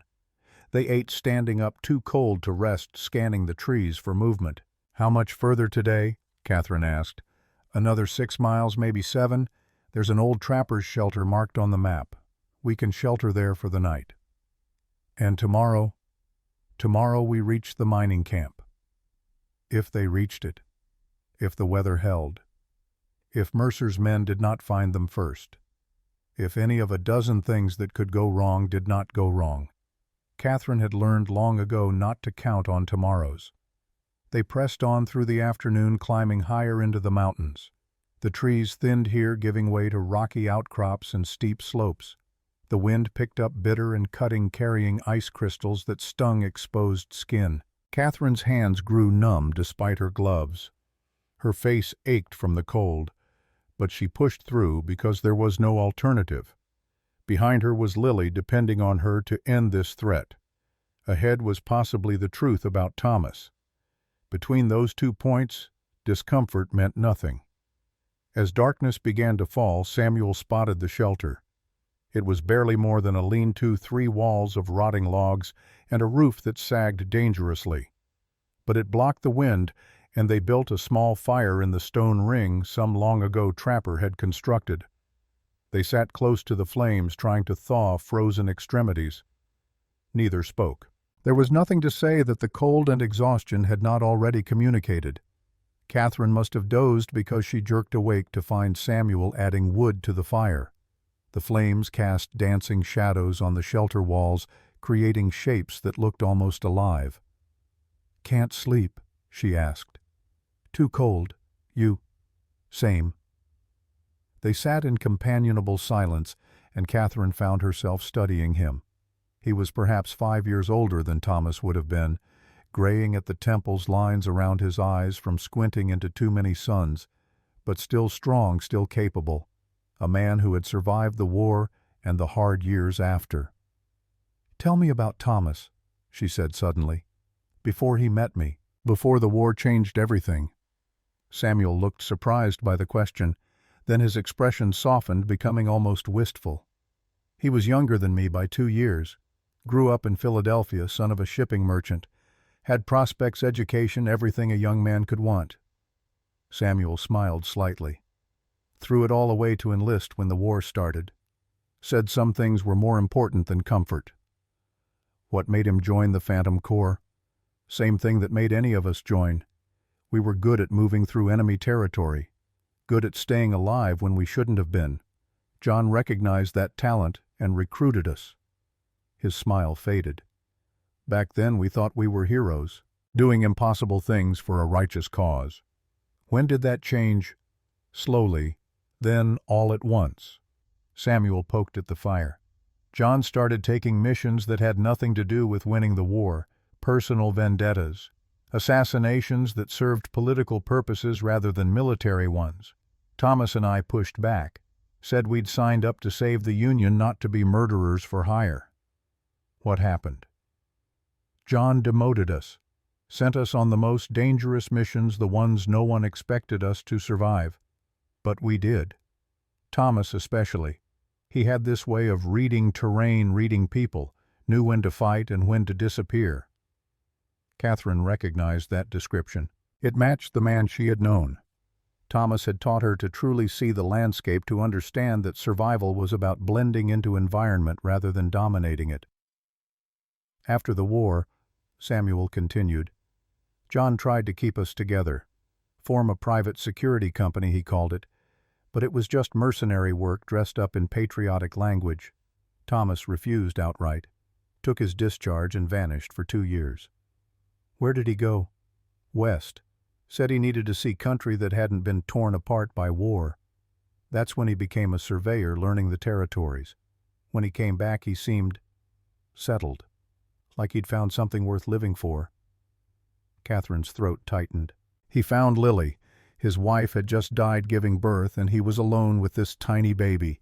He said she saved him, gave him a reason to care about the future. And then he found you." "Yes, or I found him, depending on how you look at it." Samuel was quiet for a moment. "He loved you, you know, really loved you. I saw him once about a year after you married. He came to Denver to file some survey reports. We had a drink, and he spent the whole evening talking about you and Lily, how you'd made a home together, how you understood him in ways no one else did. Catherine was quiet, absorbing his words. Then Samuel spoke again, his voice careful. "You're not just a homesteader either, are you? The way you move, the way you assessed those men, the traps you set." He paused. "You were Phantom Corps." Catherine's stillness was answer enough. "Thomas mentioned you once. Never by name, but he called you Cat. Said you were the best infiltrator he'd ever seen. Could disappear into enemy territory and emerge weeks later with intelligence that changed battles." Samuel leaned forward. "Catherine Ghost Cat Brennan. That was you." The name hung in the air between them, a name she had not heard spoken aloud in 6 years. "That was a long time ago," Catherine said finally. "Another life. You and Thomas served together. That's how you met. We crossed paths during missions, Confederate territory mostly. He was surveying supply routes. I was—" she trailed off, "doing something else. We worked together to survive, and somewhere in all that death we found life, found each other. And you took his name when you married, left Brennan behind. Left everything behind. Or tried to." Catherine's voice hardened. "But the past has a way of finding you, doesn't it?" Tears stung Catherine's eyes. She blinked them back furiously. "Did he know he was in danger?" "I think so. That's why he came to see me. Wanted to reconnect, he said. But looking back, I think he was tying up loose ends. Making sure someone knew what he was investigating in case something happened. And you did nothing." The accusation hung between them. Samuel flinched but did not deny it. "No, I did nothing. I chose safety over honor, and a good man died because of it." He looked at her directly. "I can't undo that, but I can help you now. Help you finish what he started." Catherine wanted to hate him for his cowardice, but she was too tired, and the world was too cold, and hate required energy she could not spare. "When we find the evidence," she said, "we're not giving it to the authorities. Not at first. What then? We use it as leverage, to get Thomas back if he's alive, to destroy Mercer if he's not." Her voice hardened. "I won't let legal processes and political connections save that man. Justice delayed is justice denied. That's vigilante thinking. That's survivor thinking. The law failed Thomas. The law fails people like us all the time. Sometimes you have to take justice into your own hands." Samuel said nothing, but she saw acceptance in his face. He understood. He had lived long enough in the shadows to know that light did not reach everywhere, and in the darkness different rules applied. They took turns sleeping 2 hours on 2 hours off. When morning came gray and bitter, they broke camp and continued north. The mining camp was close now, perhaps 3 hours away. As they rode, Catherine felt the familiar sensation of being watched, not constantly, but in flashes, a prickling at the back of her neck, a sense of eyes on her from hidden places. She said nothing to Samuel, but increased her vigilance, checking their back trail, scanning the ridge lines, looking for anything out of place. Near midday she spotted it, a glint of metal on a ridge above them there, and gone so quickly she almost thought she had imagined it. Almost. She reined in her horse and held up a hand. Samuel stopped immediately, going still and silent. Catherine pointed to the ridge without speaking. He looked, saw nothing, but he did not question her. Together they dismounted and led the horses into a thick stand of pines, tying them securely. Then they began to climb on foot, moving with the silence that years of covert operations had ingrained. As they neared the ridge, Catherine heard voices, low and urgent. She held up a fist and Samuel froze. They crept the last 20 yards on their bellies through the snow, ignoring the cold seeping through their clothes. From the crest, they could see down into a small valley, and there, camped beside a frozen stream, were 6 men. Mercer's men, recognizable by their military bearing and quality weapons. They were waiting, watching the approaches to the mining camp, just as Samuel had predicted. Catherine and Samuel retreated carefully, putting distance between themselves and the watchers before speaking. "They're blocking the direct route," Samuel whispered. "Then we go around. through the canyon to the west. That's a full day's detour.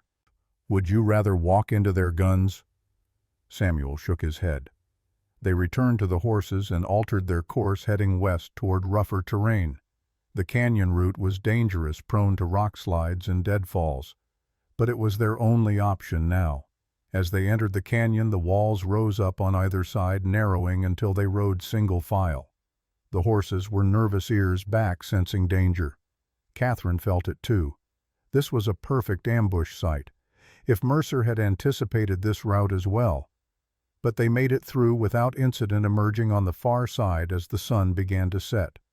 Before them, spread out across a hillside, were the ruins of the old mining camp.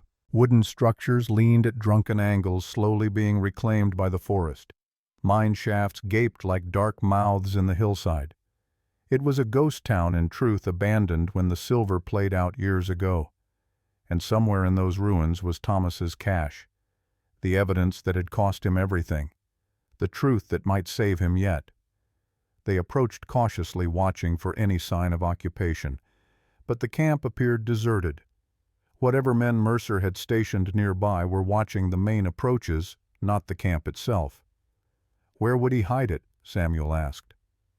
Catherine thought back to conversations from years ago. Thomas talking about his survey work, about the places he had explored. He had mentioned this camp once, describing the main office building, the one with the iron safe still intact. She led Samuel to the largest structure, a 2-story building that had once housed the mining company's administration.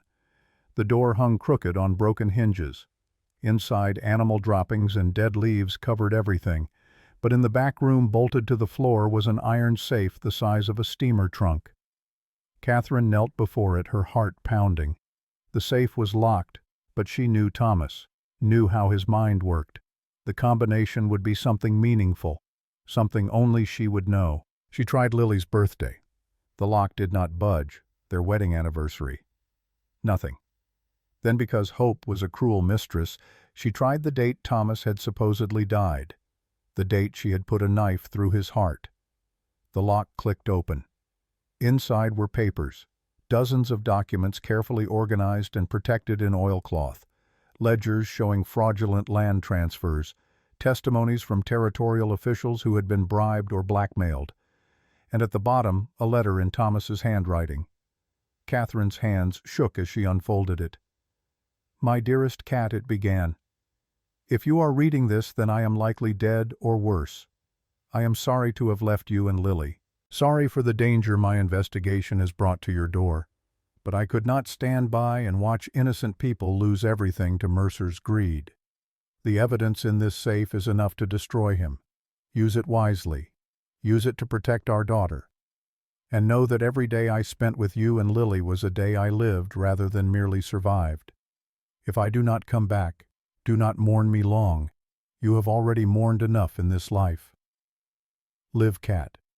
Teach Lily to be strong and kind, and remember that love is the only thing we take with us when we go. Forever yours, Thomas." Catherine read the letter 3 times, memorizing every word. Then she folded it carefully and placed it inside her coat next to her heart. Samuel was reading through the documents, his face growing darker with each page. "This is extensive. Mercer hasn't just committed fraud. He's orchestrated murders, disappeared entire families, stolen hundreds of thousands of acres. Will it be enough to convict him? If we can get it to the right people, if we can keep it out of the hands of the officials he's compromised." Catherine stood looking around the ruined office. "We take it to Denver, directly to the territorial governor, bypass the local authorities entirely. That's a week's journey in good weather. In winter, then we'd better leave now." But before they could move, a sound froze them both.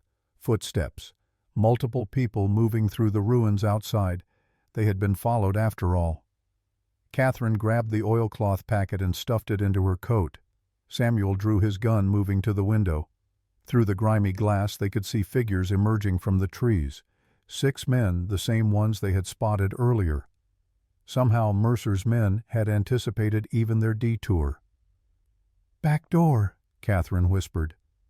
They moved quickly but quietly, easing through the building's rear entrance. But as they emerged into the fading daylight, they found 3 more men waiting, armed, ready, trapped. The men did not shoot. Instead, they simply stood there, guns leveled, expressions neutral. Professional soldiers following orders. From behind them came a voice Catherine recognized, cold and cultured and utterly without mercy. "Hello, Catherine. Samuel." John Mercer stepped into view, flanked by 2 more guards. "I must say you've led us on quite a chase, but as you can see, the game is over." Catherine's hand moved toward her knife, but Mercer raised a finger. "I wouldn't. My men have orders to shoot if you make any aggressive moves. And while I'm willing to kill you if necessary, I'd prefer not to. Dead, you're just a problem solved. Alive, you might be useful." "Let us go, John," Samuel said. "This doesn't have to end badly." "Oh, but it does. You see, I've invested too much in this operation to let it fall apart now, and you two unfortunately have become liabilities." Mercer gestured, and his men moved forward efficiently, disarming both Catherine and Samuel. Strong hands gripped her arms, holding her immobile as they searched her coat. They found the documents, found the letter. Mercer read Thomas's words aloud, his voice mocking.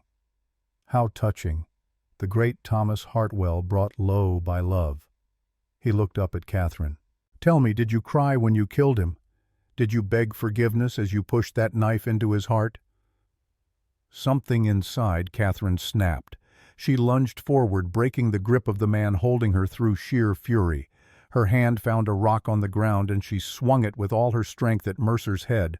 She missed, but only because Samuel threw himself between them, taking the blow meant for his brother. Samuel went down hard, blood streaming from a gash on his temple. And in the chaos that followed, in the moment when everyone's attention was on the fallen man, Catherine ran. She did not think, did not plan, just reacted with the survival instinct honed through years of danger.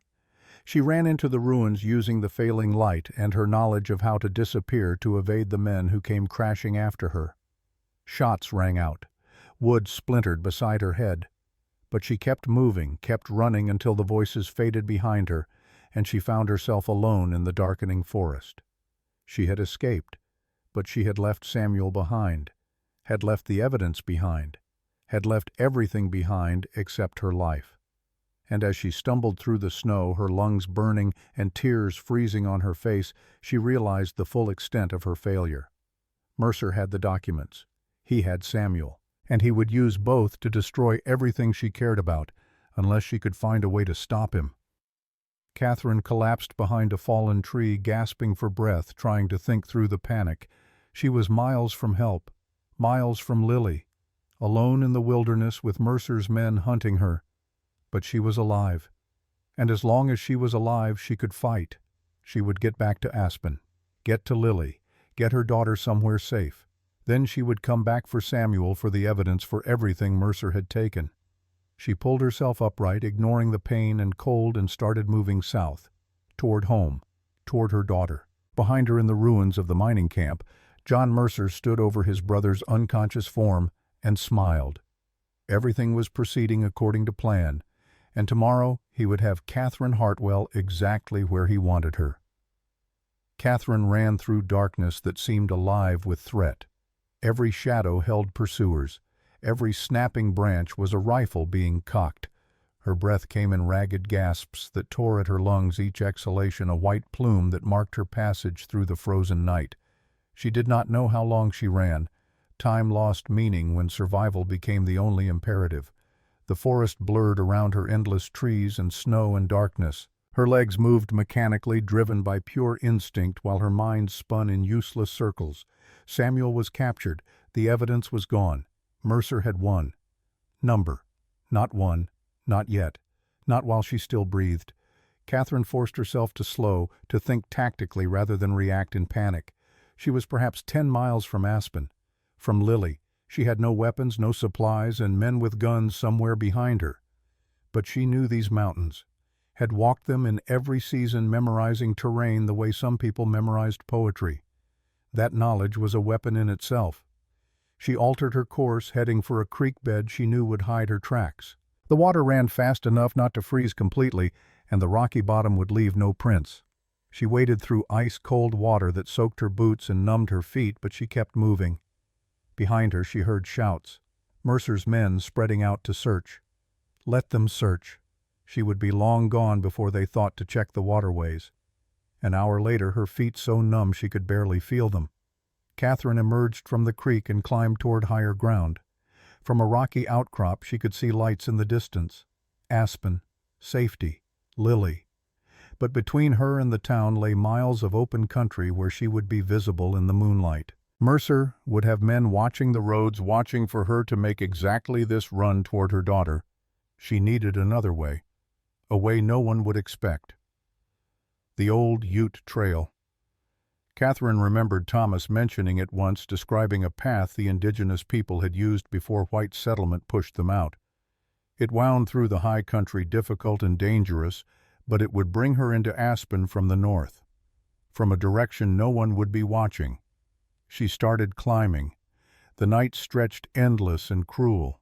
Catherine's body moved beyond exhaustion into a state where pain became abstract, something happening to someone else. Her hands bled from grabbing at rocks and branches.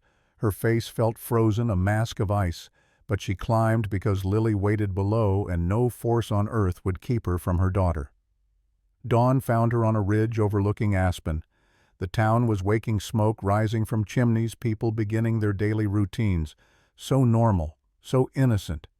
They had no idea that miles away in a ruined mining camp, men played deadly games with lives and secrets. Catherine scrambled down the north slope, using the last of her strength to reach the edge of town. She came in behind Esther's general store, slipping through the back door like a ghost. Esther was at the counter measuring out flour for an early customer. She looked up as Catherine entered and her face went white. "Dear God, child, what happened to you?" Catherine realized she must look like death itself. Clothes torn and bloody, face haggard, eyes wild. "Where's Lily?" The words came out as a croak. "Upstairs, still sleeping. Catherine, you're bleeding. Sit down before you fall down." But Catherine was already moving, climbing the narrow stairs to the living quarters above the store. She pushed open the door to the small bedroom where Lily slept, curled beneath quilts, her hair spread across the pillow. Safe, whole, untouched. Catherine's legs gave out. She sank to her knees beside the bed, reaching out to touch her daughter's face, needing to confirm she was real and not some cruel dream. Lily stirred, her eyes opening. For a moment she looked confused. Then she saw her mother, and her expression transformed from sleepiness to horror. "Mama, you're hurt." "I'm fine, baby. I'm fine." Catherine pulled her daughter into her arms, holding her so tight Lily squeaked. "I'm here now. I'm here." Esther appeared in the doorway with a basin of water and clean cloths. She did not ask questions, just began efficiently cleaning Catherine's wounds. The cuts were superficial, painful, but not dangerous. Catherine had gotten off easy, all things considered. "What happened out there?" Esther asked quietly. "Mercer found us. Took Samuel and the evidence. I barely escaped. And now I need to get Lily somewhere safe, somewhere Mercer can't reach her. Catherine, you can barely stand. You need rest, food, time to heal. There is no time. Mercer knows I'll come for Samuel. He'll use that. Set a trap. And if Lily's here, he'll use her too." Esther's jaw set in a stubborn line Catherine recognized. "Then she stays with me. We barricade ourselves in. Between my shotgun and the town watching, he won't dare touch her." "You don't know what he's capable of." "I know what you're capable of, child. I've seen the way you move, the way you think. You were a soldier once. Maybe something more than a soldier." Esther gripped Catherine's shoulder. "You do what you need to do. Kill these men if you have to. But know that while you're gone, I'll die before I let anyone take this little girl." Catherine searched the older woman's face and saw absolute resolve. Esther had lost her son to violence. She would not lose Lily too. "Thank you," Catherine whispered. She spent an hour with her daughter, holding her, memorizing the feel of her small body and the sound of her voice. She did not tell Lily about the danger, did not burden her with adult fears. She just loved her completely and desperately in case it was the last time. When she finally pulled away, Lily's eyes were wet with tears. "You're leaving again, aren't you?" "I have to. There's a man who needs help. A friend. Will you come back?" Catherine cupped her daughter's face in her hands, looking into those blue eyes that were Thomas's eyes, that would always be Thomas's eyes. "I will move heaven and earth to come back to you. But if something happens, if I can't, you'll be safe here with Esther. And you'll know that every single thing I did, because I love you more than life itself." "I know, Mama." One more embrace. One more kiss. Then Catherine forced herself to stand and walk away before her resolve crumbled entirely. Downstairs she found Esther had laid out fresh clothes, food, and a rifle. "Take it," the older woman said. "And take this too." She pressed a leather pouch into Catherine's hand. Inside were $50 in gold coins. A fortune. "Esther, I can't." "You can and you will. Consider it payment for 3 years of watching you pretend to be something you're not. I don't know who you really are, Catherine Hartwell, but I know you're trying to do right by that child upstairs. That's enough for me." Catherine pocketed the money and shouldered the rifle. She was about to leave when Esther spoke again. "There's something else you should know. A telegram came this morning. For you." She handed over a yellow slip of paper. Catherine unfolded it with trembling hands. The message was brief, unsigned, but the code was one she recognized from her Phantom Corps days. "Thomas alive. Stop. Mercer holding North Ridge cabin. Stop. Come alone or he dies. Stop. You have until sundown. Stop." The paper slipped from Catherine's nerveless fingers. The room spun. She gripped the counter to keep from falling. Impossible. Thomas was dead. She had killed him, had felt his heart stop beneath her hands, had buried him with her own 2 hands digging frozen earth. "Catherine." Esther's voice came from far away. "What does it say?" "It says—" Catherine could not form the words, could not speak the impossible thing. "It says my husband is alive." The hours that followed passed in a blur. Catherine moved through Aspen like a sleepwalker, gathering supplies, preparing for what might be her final journey. The telegram had given her until sundown. 6 hours. She used those hours wisely. First, she visited the telegraph office and sent 3 messages. One to the territorial governor in Denver, coded but clear enough. One to a Pinkerton detective she knew from the war, calling in a favor owed. And one to Catherine Reynolds, her former second-in-command from the Phantom Corps, who lived in Chicago and had sworn to come if Catherine ever truly needed her. If Catherine did not survive the day, at least others would know, would finish what she started. Next, she visited the gunsmith and purchased every round of ammunition he had for her rifle. The man's eyebrows rose at the quantity, but he asked no questions. In frontier towns, you learned not to question a woman with determination in her eyes and gold in her hand. Finally, she went to the hotel, not to stay, but to leave something with the clerk. A sealed envelope addressed to Lily. Inside was a letter Catherine had written in her careful hand, explaining everything: who she had been, what she had done, why she had made the choices she made. If Catherine died today, her daughter would at least know the truth. Noon came and went. Catherine ate mechanically, forcing down food her stomach did not want, but her body needed. She checked her weapons, loaded and reloaded her rifle until the motion became meditation. At 3 in the afternoon, she saddled a horse from the livery and headed north, toward the Ridge cabin mentioned in the telegram, toward answers or death or both. The ride took 2 hours through increasingly treacherous terrain. The cabin sat at the very edge of the tree line, a squat structure of logs and stone that had been built by trappers decades ago. Smoke curled from its chimney. Horses were tied outside. Catherine approached cautiously, every sense alert for ambush. But no one challenged her. No one shot from hiding. The scene was almost welcoming in a macabre way. She dismounted 50 yards from the cabin and walked the rest of the way on foot, rifle held ready. The door opened before she reached it. John Mercer stood in the doorway, unarmed and smiling. "Catherine, right on time. I appreciate punctuality." "Where is he?" "Inside, waiting for you. But first we should discuss terms." There are no terms. You have something I want. I have something you want. She gestured to the saddlebag on her horse. The location of Thomas's backup evidence cache. The documents you took were copies. The originals are hidden where you'll never find them without my help. It was a lie. The documents Mercer had taken were the only copies. But he did not need to know that. Mercer's smile widened. You're bluffing. Am I Thomas spent 6 months building his case against you? You think he'd be foolish enough to keep everything in one location? Doubt flickered across Mercer's face. Just for a moment, but Catherine saw it. She pressed her advantage. I tell you where the originals are. You let Thomas and Samuel go. We all walk away. And what's to stop you from going to the authorities? The same thing that stopped me for 6 years. I have a daughter to protect. As long as she's safe, I don't care about justice or vengeance. I just want to live in peace. Another lie, but a believable one. Mercer considered for a long moment. Then he stepped aside. Come in. See for yourself what you're bargaining for. Inside the cabin, the air was thick with smoke and tension. Mercer poured whiskey into 2 tin cups, sliding one across the rough wooden table toward Catherine, a mockery of civilized negotiation. Sit, he said.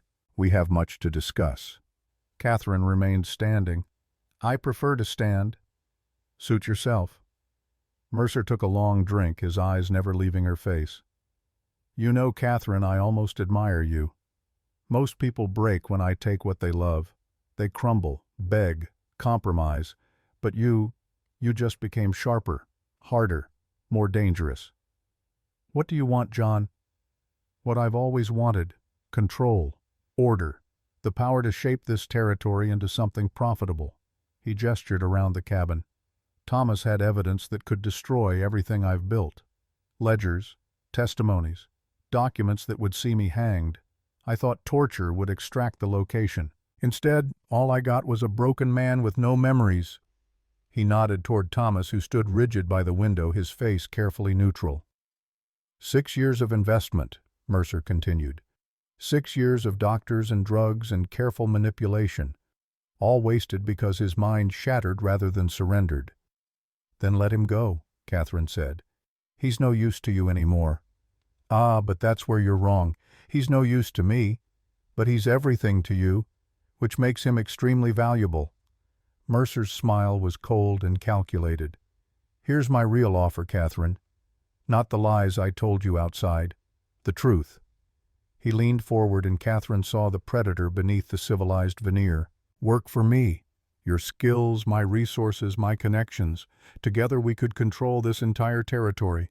You'd be wealthy, protected, and most importantly, Lily would be safe. I'd make certain of it. Catherine's hand moved slowly toward the knife hidden at the small of her back. I'd rather die. Oh, you'll die either way. We all do eventually. Mercer's voice dropped to a whisper. But work with me and Lily lives. She grows up safe, educated, provided for. Refuse and I make sure that little girl experiences everything her father experienced.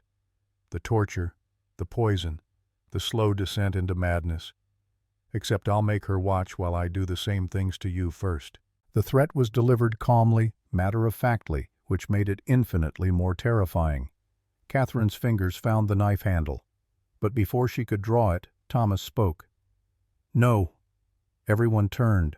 Thomas was staring at Mercer, and something had changed in his eyes, something like recognition flickering in their depths.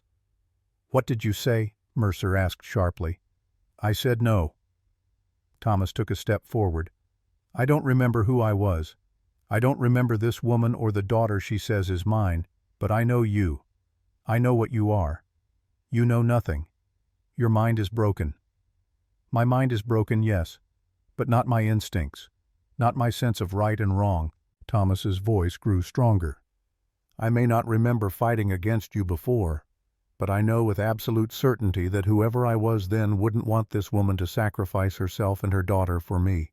He would want her to fight, to survive, to destroy you.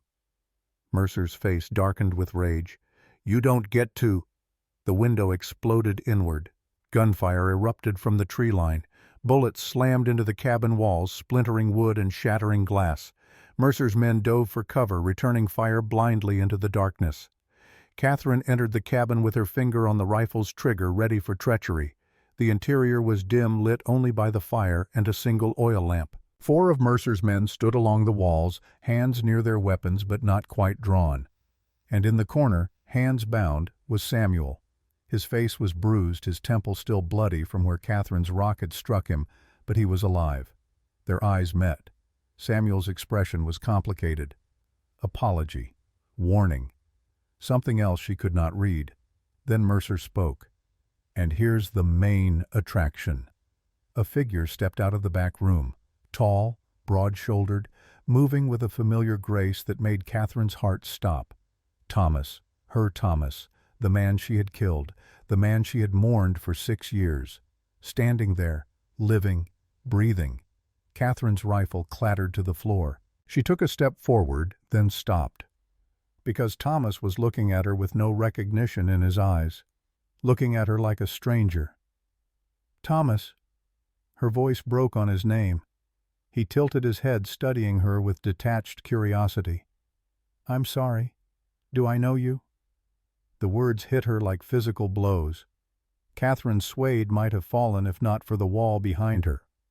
Mercer watched her reaction with satisfaction. Allow me to explain. 6 years ago, Thomas here did indeed receive a fatal knife wound. My doctor, however, is exceptionally skilled. He managed to restart Thomas's heart and keep him alive long enough to treat the wound and the poison. Unfortunately, the trauma caused severe amnesia. Thomas remembers nothing of his life before waking up in my care. You're lying. Catherine's voice was barely a whisper. Am I Thomas? Tell the lady what you remember. Thomas spoke in that achingly familiar voice, but the words were wrong, all wrong. I remember waking up 6 years ago in a hospital. John here told me I'd been injured during a surveying accident, that he'd saved my life. I've worked for him since then, surveying, security, whatever was needed. You have a daughter, Catherine said desperately. Lily. She's 10 years old. She has your eyes. You used to sing to her every night before bed. A song about aspens turning gold. Something flickered across Thomas's face. Pain, perhaps, or the ghost of a memory. I wish I could remember, he said, and he sounded genuinely regretful. I can feel that I should know these things, but there's nothing there. Just emptiness. Catherine turned on Mercer with fury that bordered on madness. You did this. You took him. You stole 6 years of his life. You let me think I'd killed him. I did what was necessary. Thomas alive and loyal to me is useful. Thomas dead is merely a problem solved, and you, my dear, were never supposed to know he survived. That was your own fault for being so difficult to eliminate. Why? Catherine's hands clenched into fists. Why go to all this trouble? Why not just kill us both? Because Thomas knows things, has skills I need, and because 6 years ago he hid evidence so thoroughly that even torture couldn't extract its location. But I thought given time his memory might return. Unfortunately it hasn't, which is where you come in. Mercer gestured to one of his men who produced a familiar oilcloth packet, the documents from the mining camp. These are copies, as you said. Dangerous, but not fatal. The originals, though. Those would destroy me. So here's my offer. Tell me where they are and I'll let you take Thomas. Maybe being around you will restore his memory. Maybe not, but at least you'll have him back. And Samuel. My dear brother stays with me. Insurance that you won't go running to the authorities. Catherine looked at Samuel. He shook his head slightly. A warning. Don't trust him. Don't believe any of this. But Catherine was not thinking clearly anymore. Could not think past the impossible reality of Thomas standing 10 feet away, alive and breathing and utterly lost to her. I need to speak with him, she said. Alone. Absolutely not. Then we have no deal. You can keep your amnesia victim and I'll keep the location of the evidence. See which one of us gets what we want in the end. Mercer's jaw tightened, but after a moment he nodded. 5 minutes, Outside. My men will be watching. Thomas followed Catherine out into the cold afternoon air. They stood facing each other, this woman who had loved him and this man who did not remember loving her back. "I'm sorry," Thomas said for the third time. "I wish I could remember. John showed me photographs of the woman he said was my wife. She died giving birth to my daughter, he said. But when I look at you, I feel—" He trailed off, struggling for words. "I don't know what I feel." Catherine's hands shook as she reached up to touch his face. He did not pull away, just stood there, letting her trace the familiar lines and planes she had memorized in another life. "We met during the war," she said softly. "You were on a surveying mission. I was doing something else, something dangerous. You saved my life.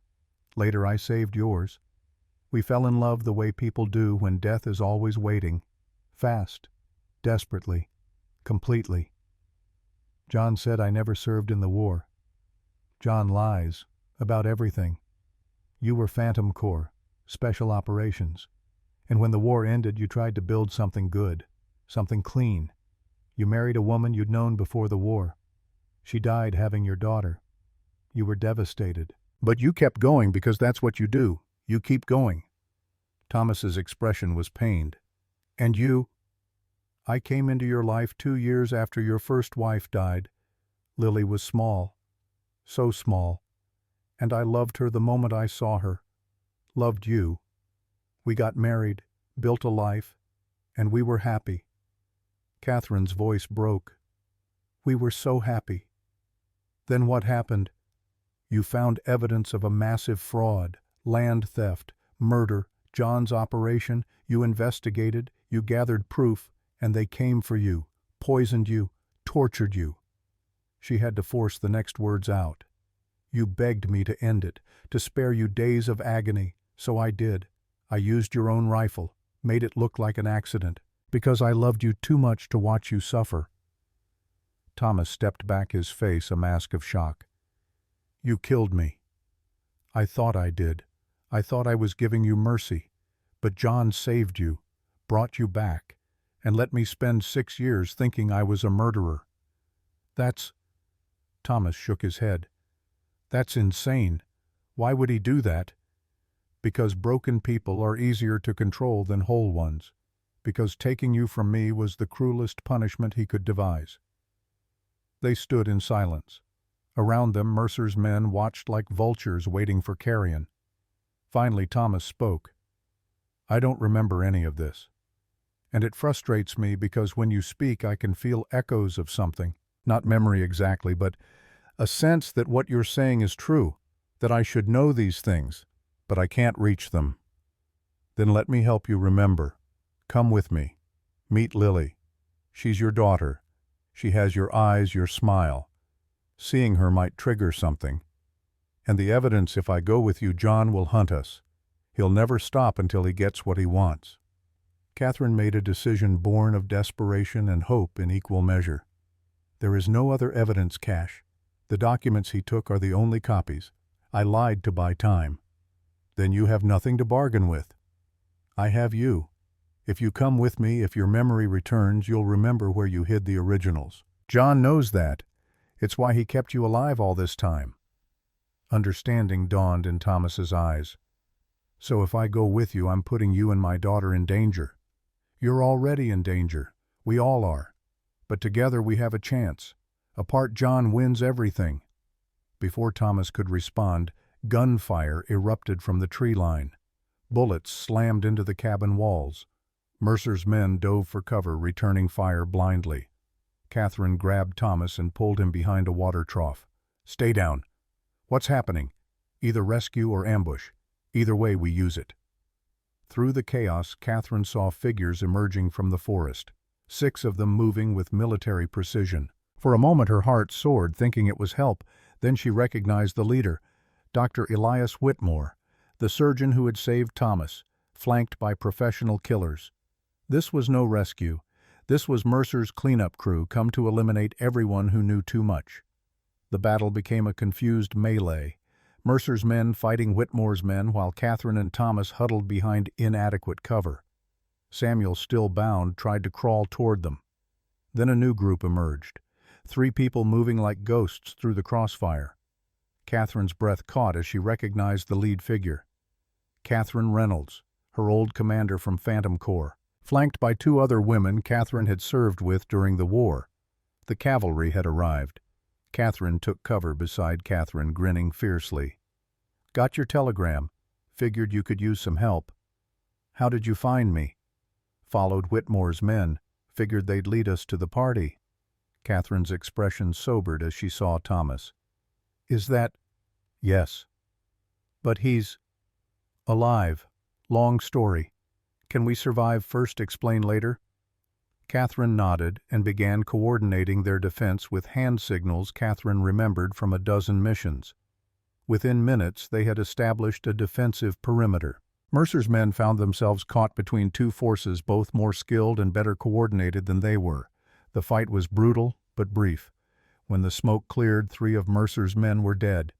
2 more were wounded and disarmed. The rest had fled into the forest. And standing in the middle of the carnage was John Mercer himself, hands raised in surrender. Catherine approached him slowly, her rifle leveled at his chest. Every step took her closer to a decision she had spent 6 years avoiding. Kill him. The thought was seductive. Simple. He deserved death for what he had done, for the lives he had destroyed, for the 6 years he had stolen from her and Thomas. "Do it," Mercer said quietly. "We both know you want to. We both know I deserve it." Catherine's finger tightened on the trigger. 1 squeeze, 1 bullet. Justice delivered cleanly and finally. But then she heard a sound behind her. Thomas standing now watching her. And in his eyes was something she had not seen before. Recognition, perhaps, or at least the beginning of it. "Don't," Thomas said softly.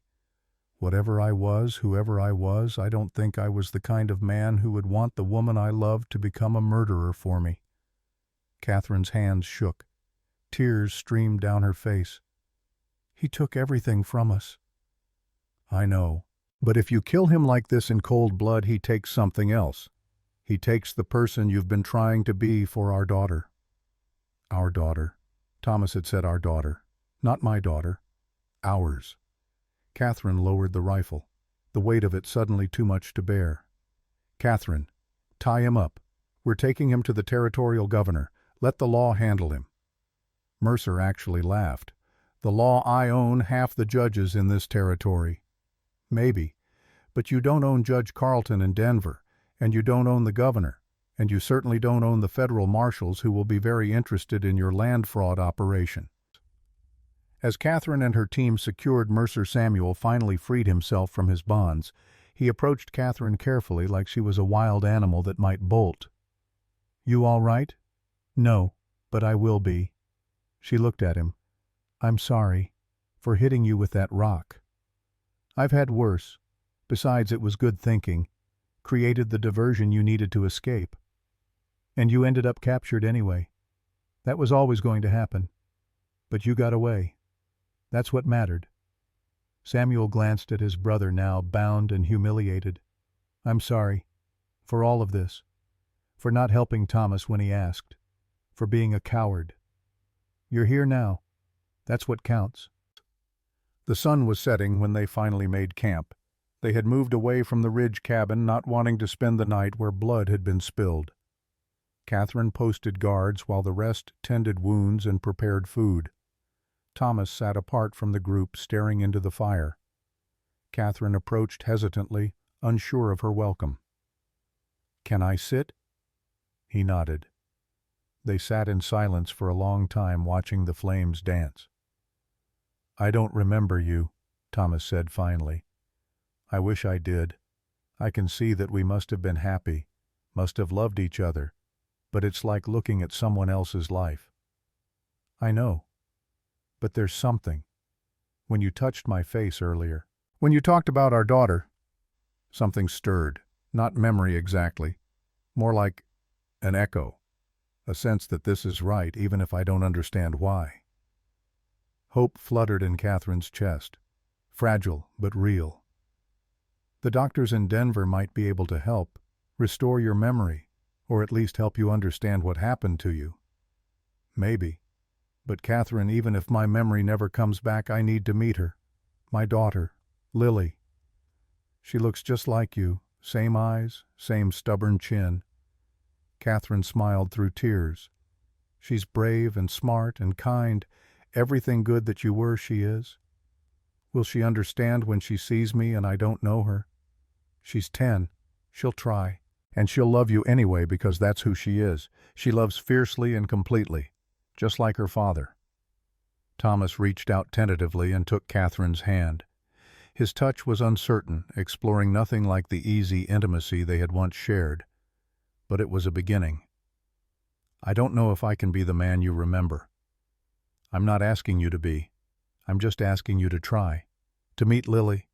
To see if maybe somewhere in the wreckage of what was taken from us, we can build something new. And if my memory never returns, Catherine looked at him steadily, then we grieve what we lost, and we find a way forward anyway, because that's what survivors do. We keep going. They sat together as night fell, completely hands linked, two people who had loved each other desperately in another life, trying to find their way back to each other across a chasm of stolen years. Morning brought clear skies and the hard work of justice.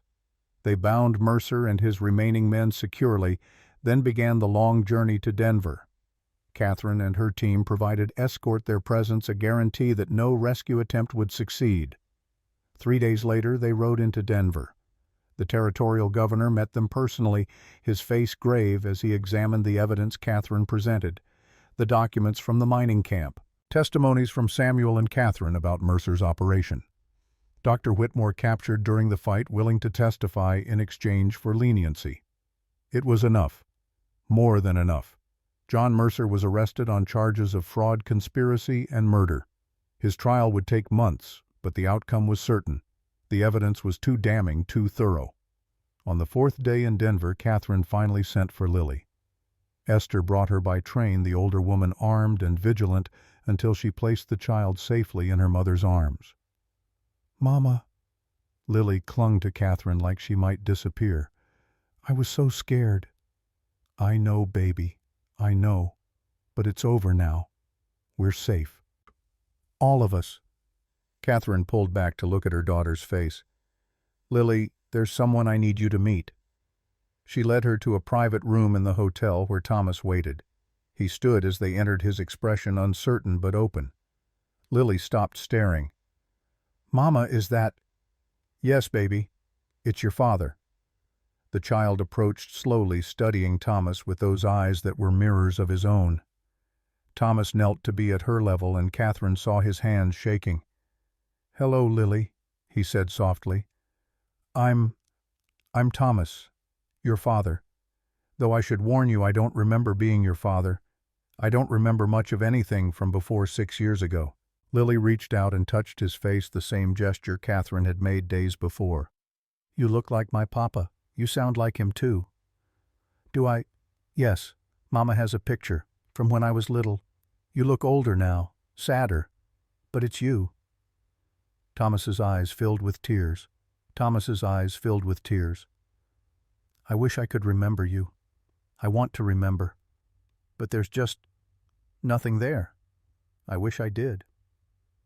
"It's okay," Lily said with the simple acceptance of childhood. "Mama says sometimes people's memories break, like bones, and bones can heal if you're patient. You're very wise for 10 years old. Mama says I'm too smart for my own good." Lily glanced back at Catherine. "Can I hug you, even if you don't remember me?" "Yes," Thomas whispered. "Please."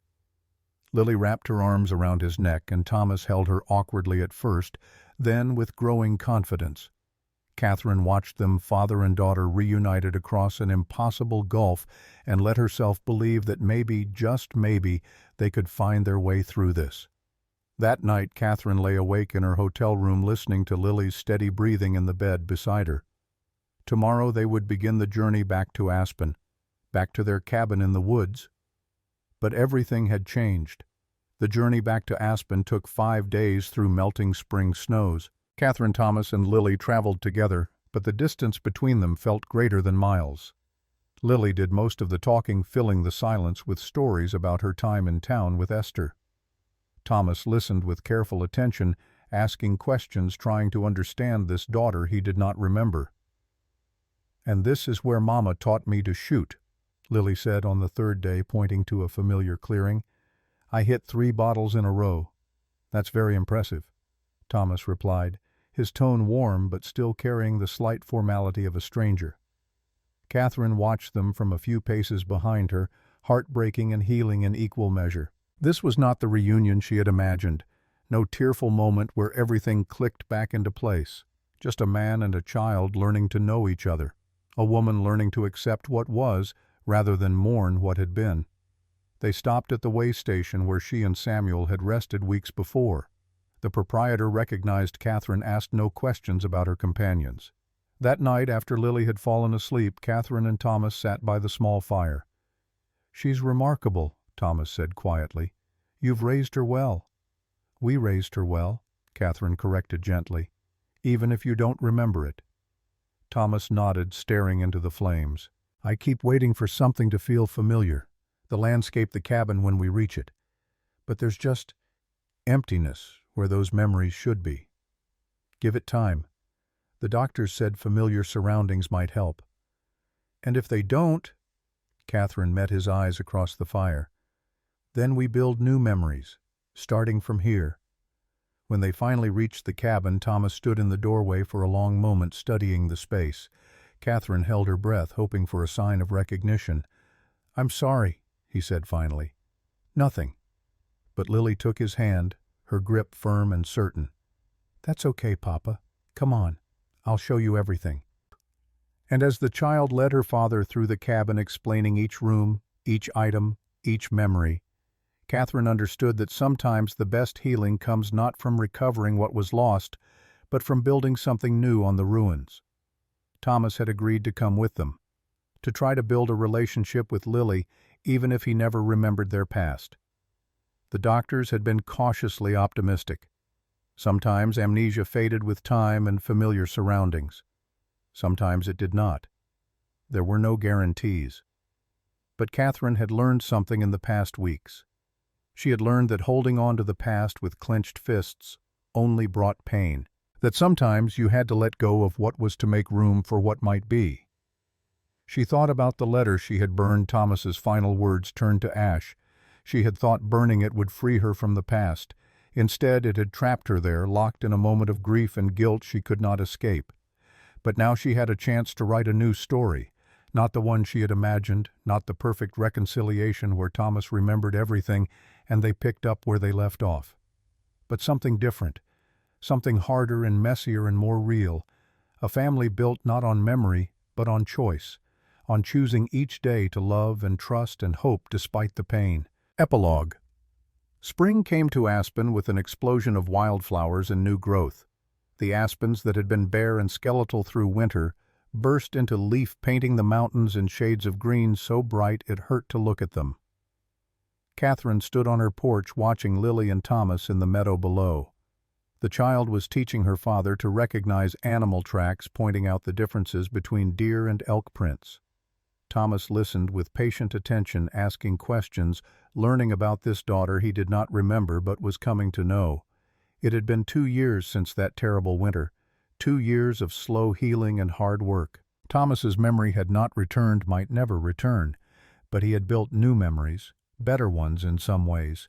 He had learned to know Lily as she was, now not as the infant he had once held, had learned Catherine not as the woman he had loved, but as the woman she had become. And slowly, carefully, they had built something new together, not husband and wife. That intimacy had not returned, might never return, but partners, co-parents, friends who were learning to trust again. Thomas had found work as a surveyor using skills he still possessed even if he did not remember learning them. He lived in a small house in Aspen, close enough to visit Lily daily but far enough to give Catherine space. Some nights he stayed at the cabin, slept in the guest room Catherine had built, shared meals with them, told Lily stories about the places he was surveying, the mountains and valleys he was mapping. It was not the life Catherine had imagined, but it was a good life, a peaceful one. And sometimes when Thomas looked at her across the dinner table, Catherine thought she saw something in his eyes. Not memory, perhaps, but recognition. A sense that this woman, this child, this life was something precious, something worth fighting for. "Mama," Lily called from the meadow. "Come see." Papa found bear tracks. Papa. Lily had started calling him that 6 months ago. Thomas had cried the first time, tears running down his face while he held his daughter and tried to explain that he did not deserve the title. But Lily had been insistent. "You're my papa," she had said with simple certainty. "Even if you don't remember being my papa, you choose to be my papa every day. That's what matters." Catherine walked down to join them, and Thomas smiled as she approached. The same smile that had captured her heart during the war. Different now, perhaps. Harder earned, but real. "Look," he said, pointing to the massive tracks in the soft earth. "Recent, maybe this morning." "We should head back," Catherine said. "Give the bear space." As they walked toward the cabin, Lily between them, holding both their hands, Catherine thought about the letter she had burned, the words Thomas had written to her from beyond death. "Live cat, teach Lily to be strong and kind, and remember that love is the only thing we take with us when we go." She had lived, had taught Lily strength and kindness both. And love had proven more durable than memory, more persistent than trauma. Love had survived death itself, had survived 6 years of separation and manipulation. Love had brought them through. That evening after Lily had gone to bed, Catherine and Thomas sat on the porch watching the sunset paint the mountains gold and red. They did not speak, did not need to. The silence between them was comfortable now, companionable. Finally, Thomas broke it. "I got a letter today, from a doctor in Boston, specialist in memory disorders. He thinks he might be able to help." Catherine's heart jumped. "What did you tell him?" "I said I'd think about it." Thomas looked at her. "The thing is, I'm not sure I want my memory back anymore." "Why not?" "Because if I remember who I was, I might lose who I've become. And I like who I'm becoming.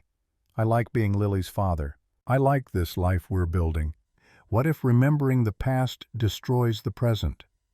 Catherine understood. She had spent 6 years trapped in the past, haunted by what she had done and what she had lost. Only by letting go had she found peace. "Then don't do it," she said. "Don't go to Boston. Stay here. Be who you are now, not who you were." "But don't you want the old Thomas back? The one who loved you?" Catherine was quiet for a long moment thinking. Then she smiled. "I did want that. For a long time I wanted nothing more than to undo what happened, to go back to the life we had." She reached over and took his hand. "But I've learned something. You can't go back. You can only go forward. And the man sitting beside me right now, he's a good man, a kind father, someone I'm honored to know. Even if I never love you the way he did, even then, because love isn't just romance, Thomas. It's showing up every day. It's choosing to stay even when it's hard. It's what you do for Lily and for me day after day." She squeezed his hand. "That's love, too. Maybe a better kind than the one we lost." Thomas was quiet, absorbing this. Then he did something he had not done in 2 years. He leaned over and kissed her forehead, gentle, chaste, but full of meaning. "Thank you," he whispered, "for not giving up on me, on us. Thank you for coming back, even if you don't remember leaving." They sat together as darkness fell, two people who had loved and lost and found each other again across an impossible distance. And in the cabin behind them a child slept peacefully, secure in the knowledge that both her parents were there, watching over her, keeping her safe. The past was gone, buried beneath 6 years of snow and lies and pain, but the future stretched bright and possible before them, and that Catherine thought was enough. More than enough. It was everything.